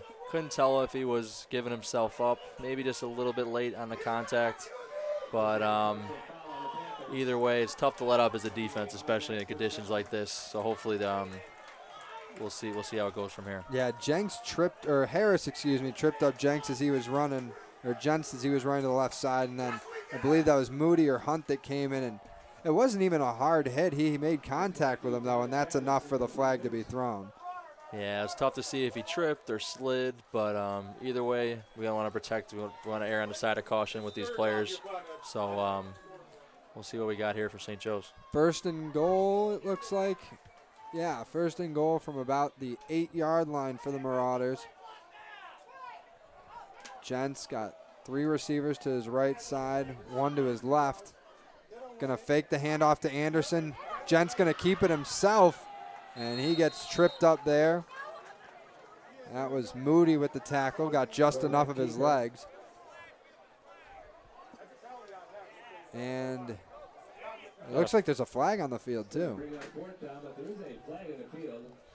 So that stops the clock. It'll bring up 4th down. And I don't know why it's a first and goal before. They had the down marker at first and goal, but now it's back to 4th. Yeah, it looked like it was 3rd and short that last play, so we'll see what the call is here. It might be 3rd and long if they accept this penalty. Yeah, they fixed everything on the scoreboard. Now it's back to 3rd and 1, but it's 4th down coming up. Officials just backing St. Joe's up. And what a tough break, Mike. I mean, every time tonight for the Marauders, it seems like when something goes their way and they have an opportunity to take a step forward in this game, something happens and they just move back. Yeah, 15-yard penalty. Couldn't really see what happened. Might have been unsportsmanlike, but you don't want to be doing that, especially when you're that close. 3rd and 1, and even if they didn't get it, they were 4th and 1. Now we got a 3rd and long coming up. Yeah, it's 3rd and about 20. Gents rolling out, flag thrown, might be a free play, and he had his target in the end zone, but off the receiver's hands and incomplete. That was Noonan again. And we'll see. It's another penalty against St. Joe's, hands to the face. Seen a couple of those today. I think it's our 3rd hands to the face. I'm not sure what's going on here, but. And now you're just starting to get a small peek at some of the reasons why the St. Joe's offense has struggled so much this year. I mean, like I said, since their opening week loss against St. Mary's where they fell 30-16 to the Lancers, St. Joe's has only scored 13 points over 4 games. So this offense has struggled all year, and this might be a large part of it. Just undisciplined, take penalties in crucial spots, and this is now 3rd and a whole heck of a lot that I can't do the amount skills of. here. Oh boy. See, they're running it from. It's about a 3rd and 30, 3rd and 40. We talked about 3rd and 21 earlier. I don't think we have a 3rd and 40 play here. Jens had a couple nice throws on 3rd and 4th down in the first half, but he's going to really have to pull something out of his pocket here. Gets one away, and that one high and out of bounds. And there's another flag on the field. And this is what really slows the game to a crawl, folks. And this time it's a flag on Sweet Home. So we were just talking about uncostly flags for St. Joe's. Here's an uncostly one for the Panthers. You rough a passer on 3rd and 4 ever. And now you give St. Joe's a chance to move up a little bit. It's not going to really put you in too much danger, I think. But still, I talked about earlier, trying to break bad habits before your big game against Grand Island next week, assuming the playoffs a few weeks after that. Yeah, it looks like the roughing the passer is going to give him possibly an automatic 1st down. No, so we just went through a couple minutes here just to go back to the same spot. Yeah, just pretty much like you said, wipes out the last few minutes. St. Joe's now at Sweet Home's 31. This is 10 yards, 15 yards back from where they got the ball after the fumble recovery. Yeah, it's just like the last couple minutes didn't even happen. We're just going to go back and. Now we're going to get a nice run from Anderson. Looked like he was caught dead at around the 25, and he was able to break away and pick up another 7. So now St. Joe's back in the red zone as we approach the final minute and a half of this 3rd quarter. Yeah, you like to ideally score before this quarter, so you got that stoppage and hopefully get a stop coming back. But here we are inside the 20-yard line in the red zone, as they call it. Hopefully we can keep this momentum going after those stoppages with all those flags on the field. Haven't seen this formation in a while. St. Joe's going with those 3 receivers to the right side.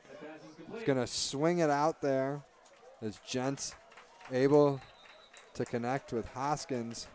I believe that was him on the outside. Hoskins or Ansbach. Yeah, just such an easy play to get Gents that confidence, kind of getting the ball downfield, get the ball in and out of his hands, get it to one of his playmakers, and get 7 yards. You're throwing the ball 4 yards, and then you're already getting down the field. It's a really good play for St. Joe's today. And that was Robert Ansbach with the catch, the junior receiver, able to move them up to make it 2nd and 3. Final minute now of the quarter.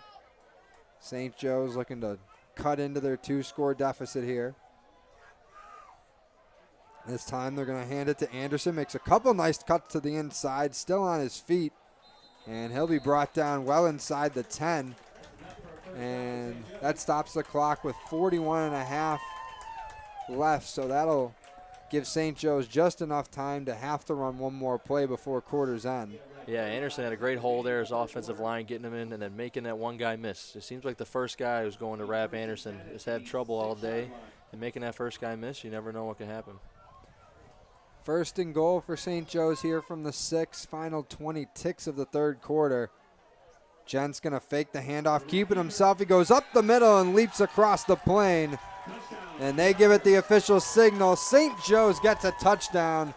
And they move themselves back into this one, now down just 10. Yeah, great play. They set that up. They hand the ball off Anderson twice in a row. Got the defense flowing, and then Gents with the smart play to pull it. Can't tell if it was a designed run play the whole way or if it was a little read option. But then once he got to that goal line, he wasn't going to be denied. He lowered the shoulder and punched the ball in the end zone. So St. Joe's, I assume, going to go for 2 here, Mike. They were down 16 before that score. Going to have to get 2 points here to make it an 8-point game and make it a 1-possession game. And this would be a big stop for Sweet Home if they could get it as well. Gent's going to line up with, it looks like an empty backfield. He's got 4 guys all bunched up on the right side. Looks like going to pitch that one to Connor. And he gets right through for the easy 2. Yeah, real nice play design. First time the quarterback has been under center. Went up there, saw the mismatch. They had numbers on the right side, took it, pitched it right to him. Kind of caught Sweet Home napping there, and they got a free 2 points. And like you said, 8-point game. Make it a 1-score game with the whole quarter left to play.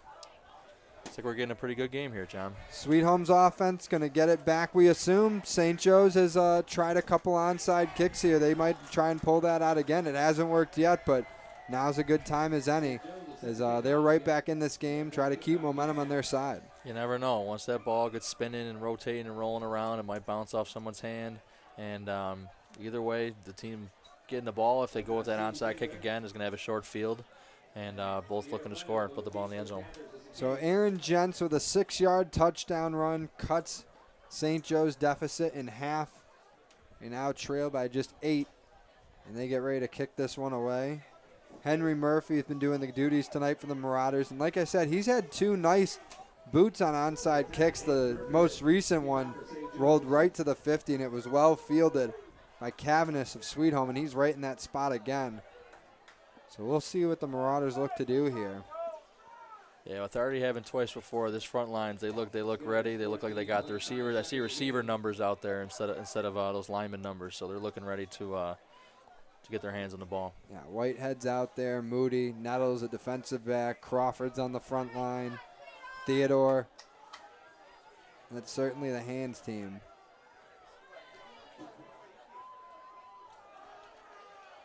Let's see, we got the ball flat on the ground, so definitely not going to kick it deep. Going to do it again, and it rolls just far enough. The ball's loose, and the Joe's bench is reacting as if they've recovered, waiting for the official signal, and they're going to give it to Joe's. Wow, great kick. We were on the far hash, went all the way to the other side. It's tough because the ball has to go 10 yards in order for the kicking team to recover it, or if it's touched by the other team. But both guys didn't really know what to do. St. Joe's, great job, patience, waiting for the ball to go 10 yards, and then they recovered it. Pretty cool play. The third time's the charm for them, Mike. The first 2 didn't work. The third time it's perfect. And that kick by Murphy, it almost like had a hook to it. Like it wasn't a straight line kick. And the way the route that Coloco or Moody took to go get it is they had it was just so weird. The ball curved. It gave St. Joe's more time to track to the ball and force Sweet Home to make a choice on whether do we field it or let it keep going past 10. And once it crossed the 50, it was anybody's ball, and they had to scramble. Yeah, great play. It's cool to see that work. Probably tried it a lot in practice, and to have it execute in the game is a pretty good sign for a coach. Well, there we get a run from Anderson on 1st and 10 for St. Joe's. Sweet Home able to keep him to no gain. It'll actually be a loss. And that is how we end the third quarter. Through 36 minutes here at Sweet Home High School, Panthers on top by 8, 22-14 in this Section 6 versus Monsignor Martin clash. We'll be back for fourth quarter action, so stay tuned here on Western New York Athletics. When it's time to sell your home, start with a visit to howardhanna.com, ranked the #1 real estate site for sellers. A few clicks will show you the sales price you can expect for your home. We can get you the most money in the quickest amount of time because we know where the local buyers are and how to reach them. So if it's time to sell your home, visit howardhanna.com today, and we'll match you with a local Howard Hanna agent to sell your home fast. I love being home. If you've been injured in an auto accident, large or small, call 681-4088. RES Physical Medicine and Rehab right away. If you are in pain or just sore, don't take chances. Call RES today and take advantage of their 24 to 48-hour appointment pledge. With no copays, RES will help navigate the confusing world of no-fault insurance with you, so you can concentrate on getting better. 681-4088. RES Physical Medicine and Rehab. Interesting turn of events as we start the fourth quarter here at Sweet Home. St. Joe's with the ball and another catch and run, and it's Ansbach. He's going to take it all the way to the end zone.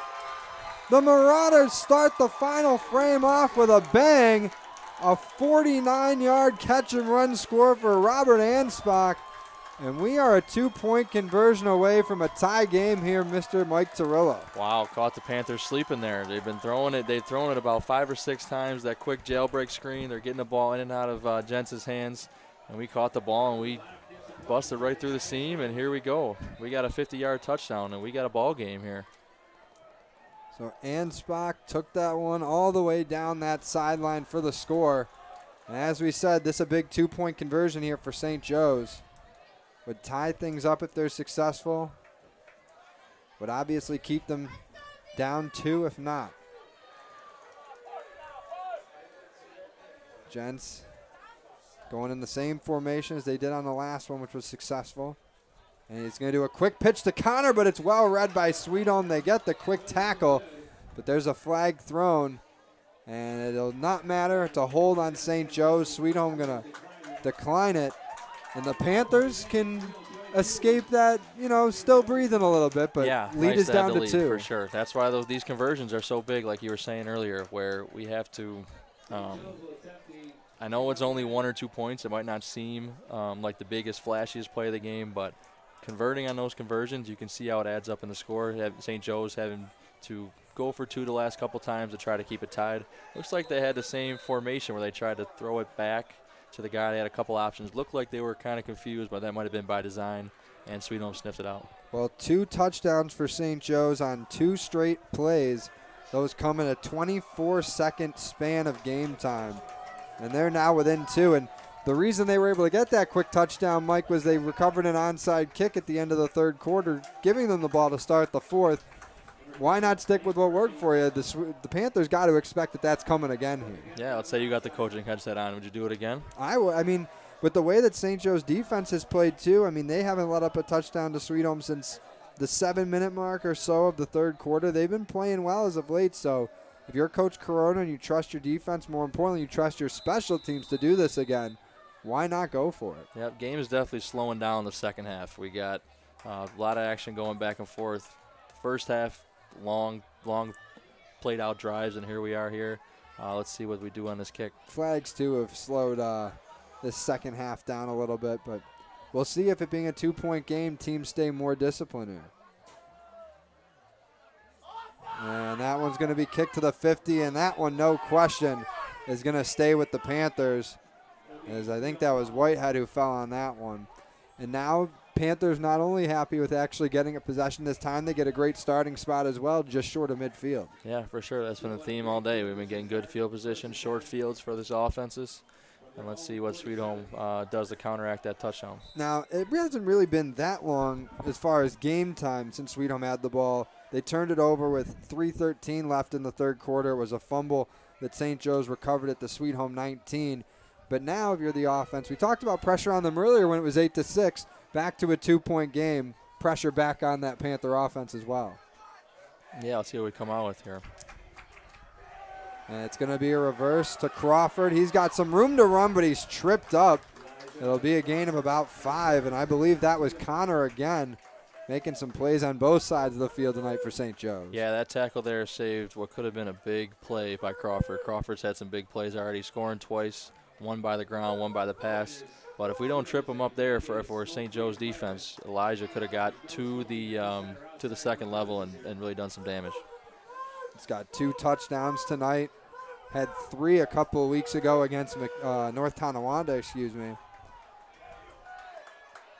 2nd and 6 for Sweet Home here. Just inside St. Joe's side of the 50. Jordan Theodore going to get a touch, and he's able to move ahead for a gain of another 2. A quick third down coming up here for Sweet Home. Yeah, a lot of time we've been motioning for the Panthers across and then still running the same way. I kind of like to see them motion the opposite way, maybe get the linebackers going, but looks like they're gearing up for that counter. St. Joe's defense has played well tonight. They've had a rough stretch of games so far. Gave up 47 points last game, gave up over 60 against Canisius back last month. Third down.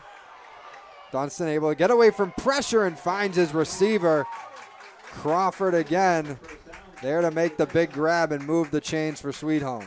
Yeah, great pressure initially by the Marauders defense there. Great move in the pocket, being able to extend plays. Little, I want to say Josh Allen-esque a little bit, being able to extend the play, making a guy miss. And he's still keeping his eyes downfield. That was a great throw by Dunston. Certainly a comparison that any quarterback in Western New York would like to have drawn. So 1st and 10. Just getting enough to pick up the sticks. Elijah Crawford knowing where to go.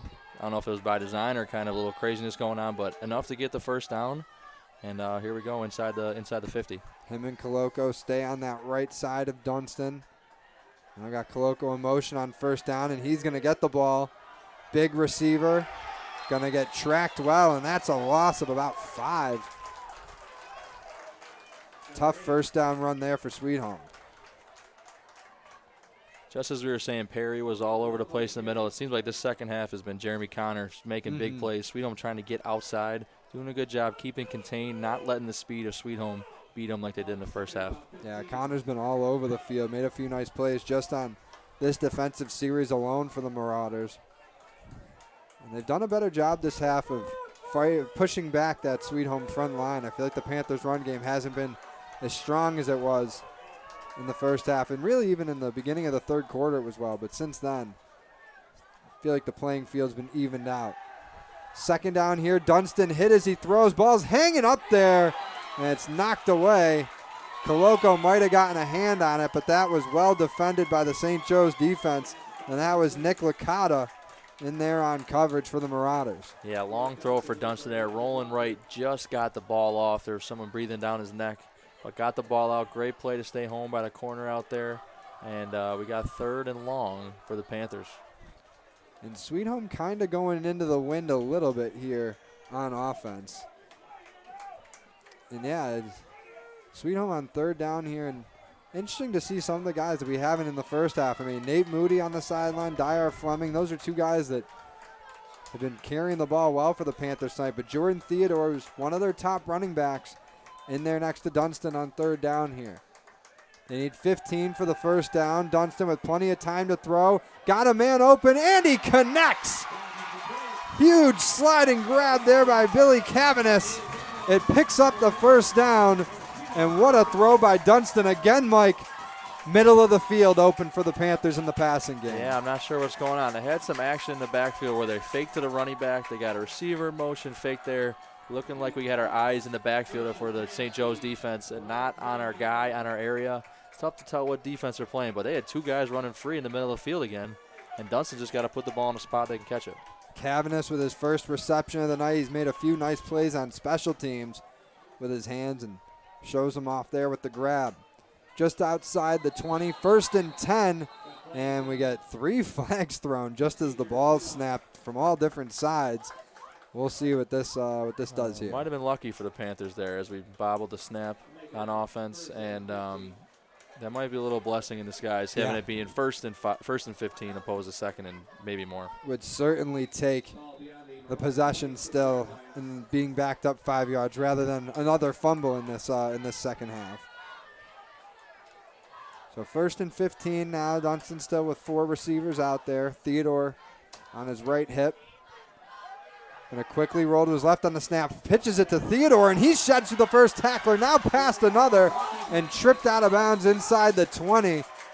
And that's a highlight reel run for Jordan Theodore. He threw a big shoulder into that first tackler. How about that by Dunston? Rolling left, a right-handed thrower. Switch the ball with his left hand, just pushes it, get the ball out as quick as he can. And it doesn't matter what it looks like as long as we're going downfield. That's some Patrick Mahomes tape watching, I assume, where he got that from. On the same drive, we got Allen and Mahomes. Let's see what he does here. Maybe we'll see a little Cam Newton if he runs the ball, but we'll see what quarterback Dunston pulls off next. So it's 2nd and 6 now. Rolling to the right side, fires him off. He's got Crawford, and that one just a little too far. It's incomplete. Nice coverage there. It looked like in there for St. Joe's was Anspach. And that'll bring up 3rd down for Sweet Home. Yeah, that's a good play there. We got a little corner or flag route there. Dunston put the ball in a spot where only his receiver could get it. Pretty good coverage on the back end there. But either way, it's a good shot and kind of either we're going to have a big play or we're going to put it to a spot where no one can get it. Sweet Home doing a nice job on this drive, chewing off time again. Had the ball for just about 5 minutes here since the St. Joe's touchdown early in the 4th quarter. Needs 6 yards to keep the drive going. Dunston rolls to his right, quickly gets one away, but that one a little far for Theodore. And Dunston got hit late. It's going to be a flag against St. Joe's. Talked about it earlier. This is a defense just forced a 4th down, and now it's going to be an auto first. Yeah, undisciplined right there. Maybe a little frustration showing. Just missing it. They got the stop that they needed, and unfortunately for the Marauders defense, it's going to be an automatic 1st down, just like the Panthers did on the last drive, giving them a long 1st down on 4th down. That was O'Grady with the penalty. And like we said, it should give Sweet Home an automatic 1st on roughing the passer. And that's going to put the Panthers just outside the 10. And we'll see how they mark it. They might mark it 1st and goal. It looks like it's about the 10.5-yard line.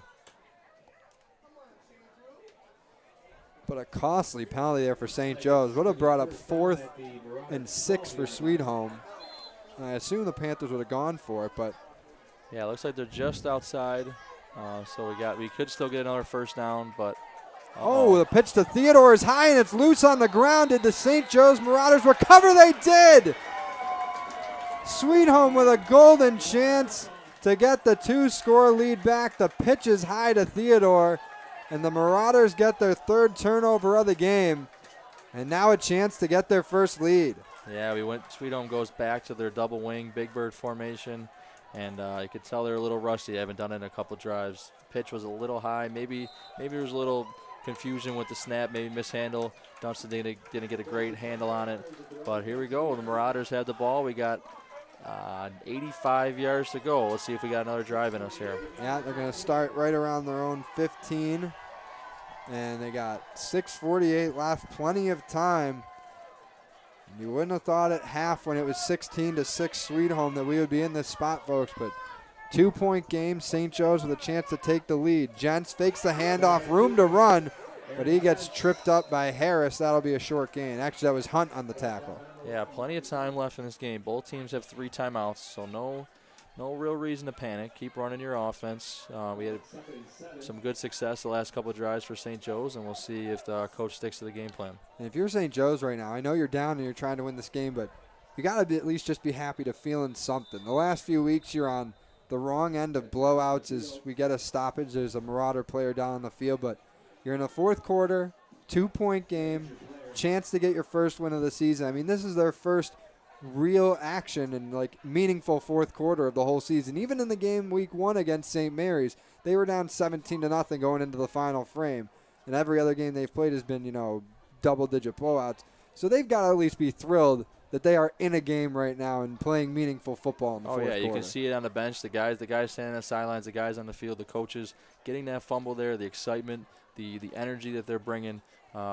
They know the record. They don't need us to tell them. They don't need to read it in the newspaper. They know how the season's been going, and they see they're in a game right now, and they got a chance to get on a drive here to control their destiny.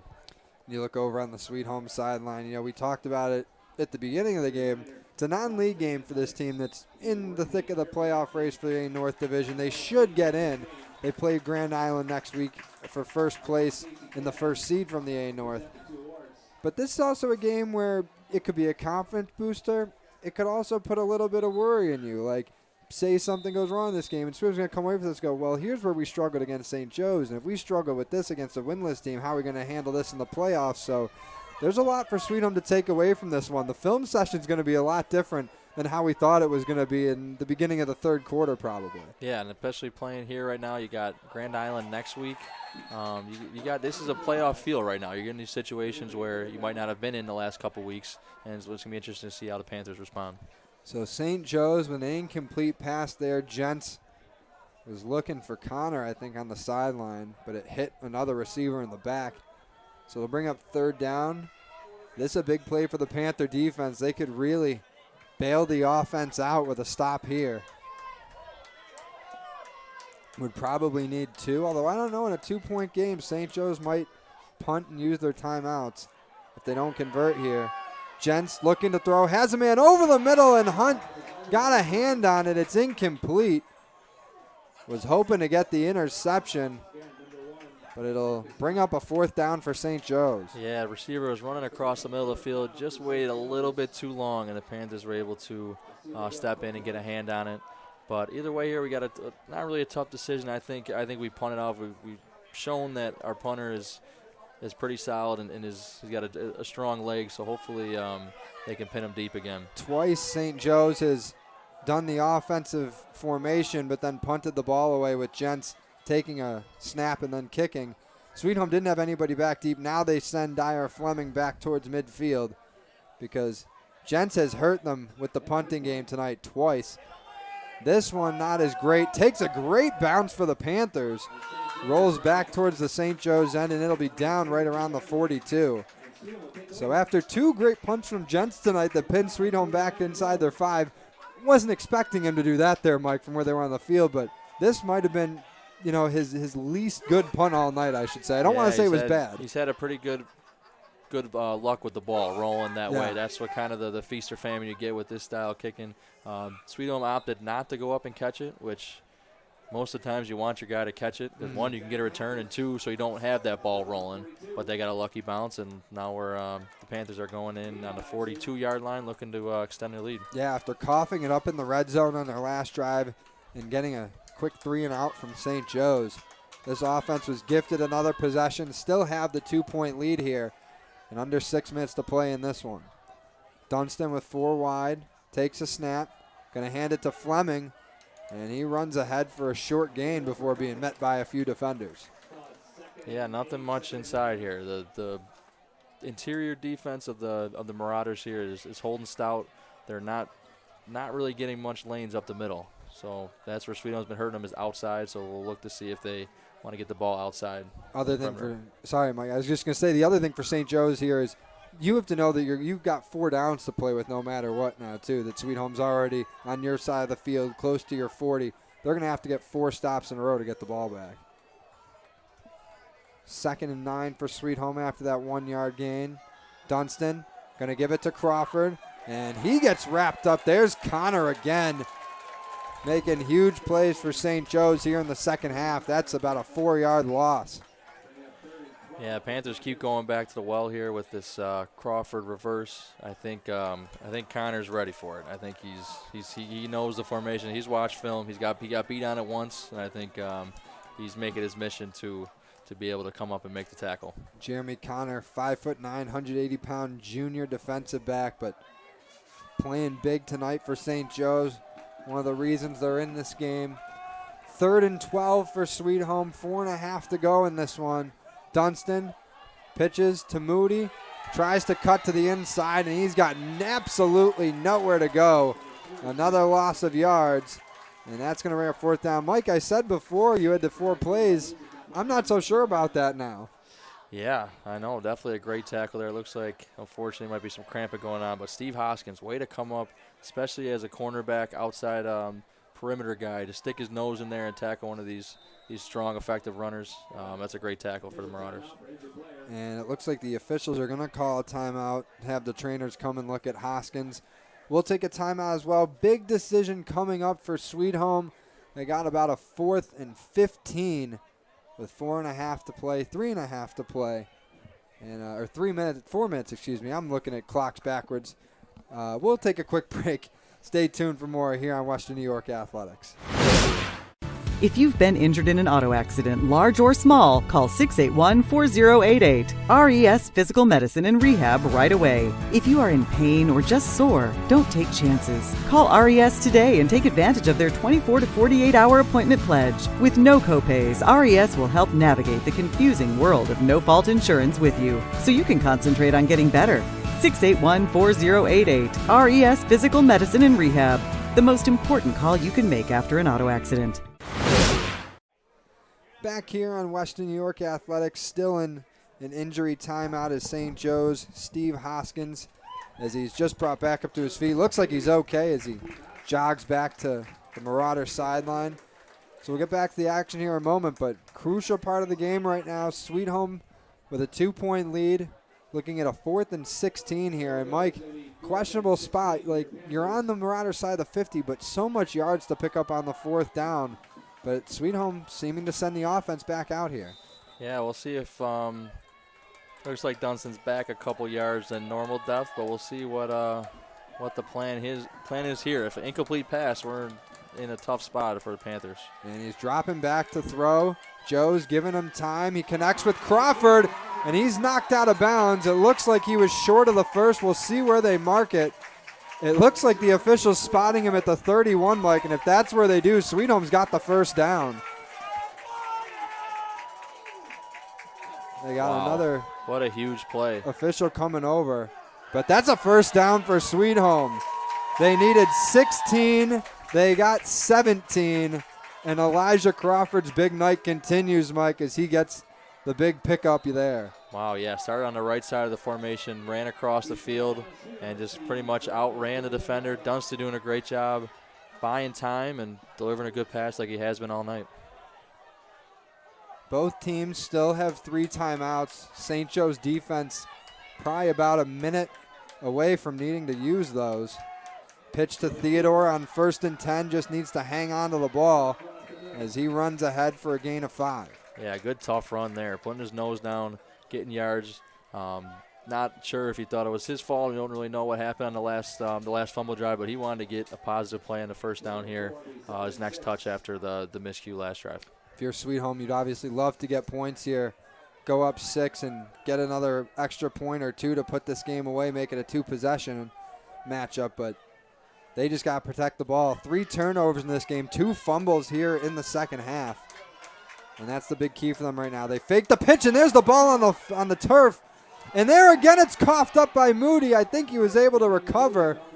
But 2 times on that run, Moody lost it. And the Panthers got to be counting their blessings. You see it fall out once, he regains it, and then loses it again in the replay. But Moody able to fall on it. And the Panthers catching their breath there. Yeah, that could have been bad there, especially we're talking about turnovers all game, tough conditions that we're playing in, and to put the ball on the deck twice and still come up with the football, Sweet Home's got to be counting their blessings here.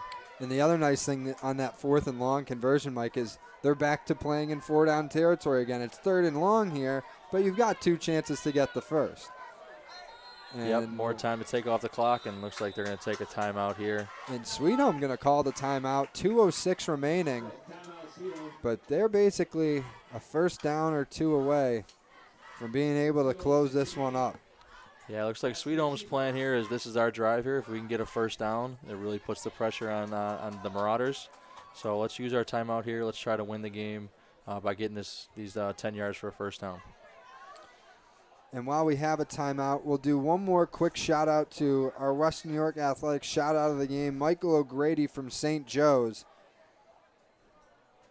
Lineman for the Marauders, playing well on both sides of the ball tonight.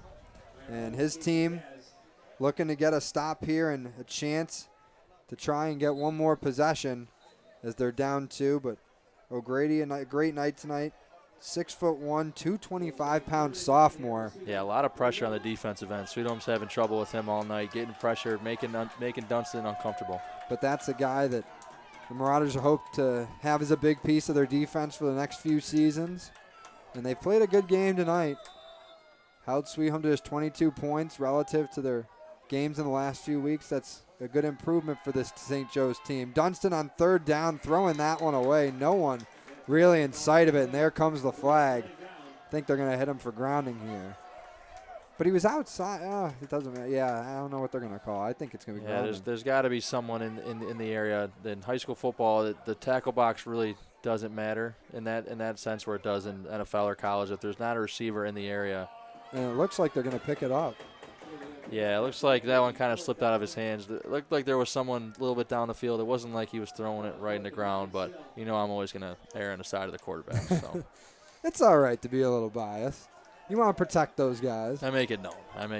But no, I mean, you're right, though, because where he was looking, there was a receiver there, but where the throw ended up going, it might have very well likely slipped out of his hands. And it's been wet all night, even though it really hasn't rained during play. It rained before the game and during halftime. But the ball and turf have been wet out there. 4th and 10 for Sweet Home. 2 minutes to go in this one. You got to think they're going to the middle of the field like they've found some success earlier. It's been open. Dunston's got time. He's looking deep to the end zone. He's got Whitehead open. And it's incomplete, but a flag is thrown. Whitehead is still down in the end zone. He's up on his feet now. And they call the penalty. And the Sweet Home faithful are cheering, so I assume this is going to be against St. Joe's. And if it is, you can just add that to the list of costly penalties at very inopportune times that this defense has taken tonight. And that is going to be a penalty against the Marauders. Very unfortunate. It looked like it was pretty good defense there. Just underthrown, so sometimes when receivers coming back to have to fight through the defender.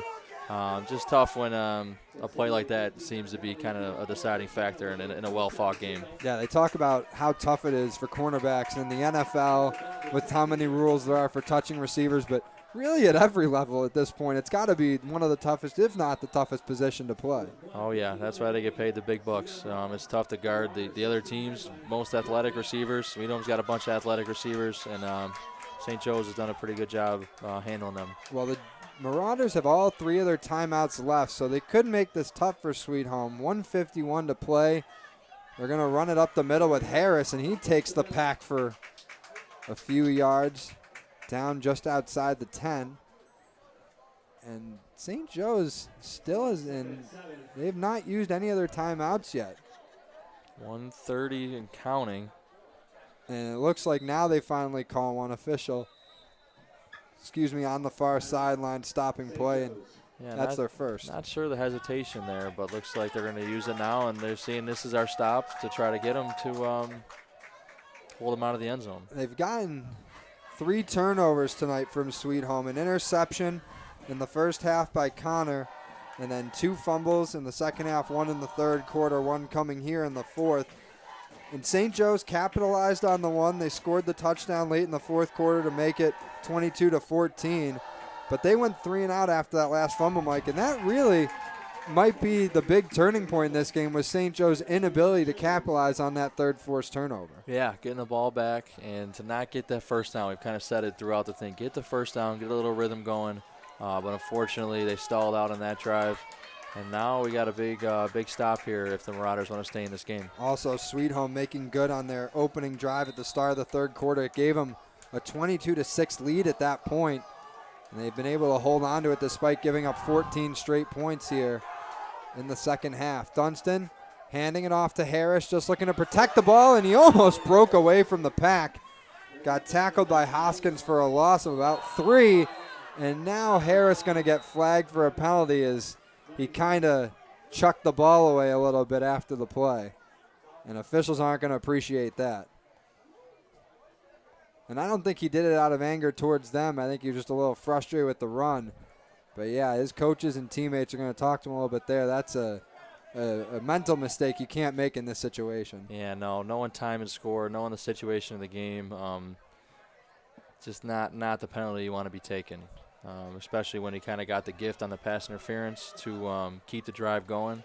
And then to have that, we'll see how they respond to that penalty being backed up. And you give St. Joe's some extra time to talk over whatever their strategy is going to be coming up for this play on defense. Marauders still with 2 timeouts left, and if they can somehow get stops and end up getting those 2 timeouts with the ball, they would certainly be in a good spot, Mike, to at least have a chance to pull ahead late in this game. But it's going to be third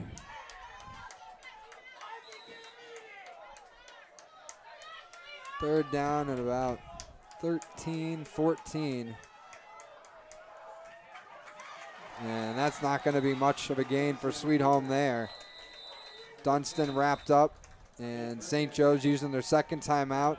So that'll bring up 4th down for Sweet Home with 1:15 on the clock. And, I mean, you obviously got to run an offensive play here, Mike. You're not going to punt the ball from St. Joe's 23. And Sweet Home doesn't really have a field goal kicking game. So I guess, what are you looking at here if you're Sweet Home? You're obviously going for the first down, but are you looking to just advance the ball as much as you can to make sure you're not giving them a big or a shorter field in St. Joe's? Yeah, it's going to be interesting what they see. They might try to go something underneath, let one of their athletic guys catch the ball, get him some space, maybe get a one-on-one. Or maybe they might just go for it all and just go to the end zone here. But you got to be careful. We threw 1 pick earlier in the game. Dunstan's decision-making has gotten a lot better, but the last thing you want to do is give St. Joe's any more momentum they might have by giving them an opportunity to take the ball the other way. He went to Elijah Crawford on the 4th and 17 earlier in this drive, and it got them the first down. They're looking at 4th and 17 again here. Yeah, it looks like we're backing up for the Marauders defense here, bringing some pressure. Dunstan going over the middle. It's a little high for Theodore. He was bumped by the defender, but no flags thrown. Pass was a little bit uncatchable in my opinion. And St. Joe's gets the stop, and their offense comes back onto the field down 2 with 1:08 remaining. And like I said, it was 22-6 Sweet Home midway through the third quarter. Who would have thought we'd be at this point now? 2-point game, 68 seconds left. And Sweet Home calls a timeout to talk defensive strategy for the final stretch here. Yeah, here we go. This is what we want. This is kind of what you expected in this public-private school battle. Two programs, a lot of history coming down to the final drive. What more can you ask for? And there's a lot in this, in this game right now for the teams trying to win. Sweet Home wanting to keep this game or this great season going. They want to get a 3-game win streak going into the final regular season contest against Grand Island. And you just want to build momentum up for the playoffs. And you want to build up for this Grand Island game. This is going to be a big game next week. Yeah, both teams will have a shot at the playoffs with the Monsignor Martin, the large schools. We'll see. Looks like maybe St. Joe's will get either St. Francis or Canisius again. So a team they've seen before. Yep. Hopefully build on something. Definitely if they played them early on in the year. They're definitely a different team now. Maybe some injuries, maybe some new guys getting more experience. And for St. Joe's, you're looking to get your important first win of the season. They've only got one more regular season game after this. They play Bishop Timon next weekend. But they want to get a win under their belts. They were 1-3 last year, want to get one before season's end this year. And they could do it with a score here in the final 68 seconds. 1st and 10 from their own 23. Jentz has got 3 receivers to his right. Has time to throw, looks, and that one incomplete. Was looking for Ansbach, just a little low and to his left. Yeah, just rushed it just a little bit. Wait another second. He was Ansbach was still at the top of his route, looking to come back. You could tell he's a little anxious, a little nervous. Wanted to make a big play, but there is time. There is time, so we don't have to rush this. And like I said, this is the first situation like this that Joe's has been in all season. They've been on the wrong ends of blowouts most of the year, so they haven't had a situation like this all season. Jentz rolling to his left. Let's go of a good ball, but that one out of bounds. Was looking for Andrew Bowen along the sideline. That brings up 3rd down. In the final minute now, 56 and 9/10 remaining. Sweet Home just looking to get 2 more stops and improve to 6-1. Yeah, let's see what Sweet Home defense does here. They've been playing man-to-man, so but they're also dropping off to make sure you don't let up the big play. Let's see if they come with some pressure here to make Jentz uncomfortable here. They got 3 to his left. Anderson on his left side as well. Jentz quickly rolls to that side, looks to throw, gets one away, and that one tipped. And I believe that was Coloco on the far side to get a hand on that ball. It was Coloco or Moody in coverage, but that'll bring up 4th down. Yeah, very athletic play, jumping up to get a hand on that, and could be the play that preserves the win here, but we'll see here. We got a long 4th and 10 coming up. So 4th and 10, as Mike said. Last chance for St. Joe's here to keep this going and try to get the win, but we got whistles. Timeout called by the defense. That's Sweet Home's 3rd and final one of the half. And they'll talk things over here on what could be their final play. Yeah, not a bad play call here. You got 4th and 10, like you just said, where make sure everyone's on the same page, get everyone together, get the last little part of the game plan in, and make sure everyone's on the same page. And you got to be careful too, Mike. You can't just look for the deep shot from St. Joe's. I mean, it's 4th down. It's the last licks for them here, but they don't need the touchdown right away here. They could go underneath and just get the quick 10 and go out of bounds, and they still have 1 timeout left too. Oh, yeah. You've got to remember that the clock will stop to reset the chain, so you get that extra couple seconds where in the NFL you wouldn't get. Right. So getting a 1st down, that's what you got to get, obviously, to keep the game going, but also getting a 1st down, that gives you a couple seconds to get up to the ball and get your play call, so you don't lose too much time. So Moody out there. They've got Whitehead deep at safety. He's about 20 yards off the line of scrimmage. 4 wide for Jentz. He's got time. Looks over the middle, completes it to Anderson, gets around Theodore, and that's enough for a 1st down. Deion Anderson just short of the 40, and they'll stop the clock to move the chains. And we also get a timeout called by St. Joe's. So that's interesting, Mike. They only had to go up 15 yards or so, and they used the last timeout, even though they could have gotten a quick spike or something there. Yeah. Everyone has their different philosophies when calling plays, but there's 44 seconds left. Maybe we kind of want to draw up a play here to make sure, kind of like what Sweet Home did the last play, make sure we're all on the same page. Kind of reiterate to everyone, if we catch the ball, let's get yards and get out of bounds. Maybe they're calling a couple plays right now to allow themselves to keep moving the ball down the field. Is that something that a team would do in a situation like this, last minute, no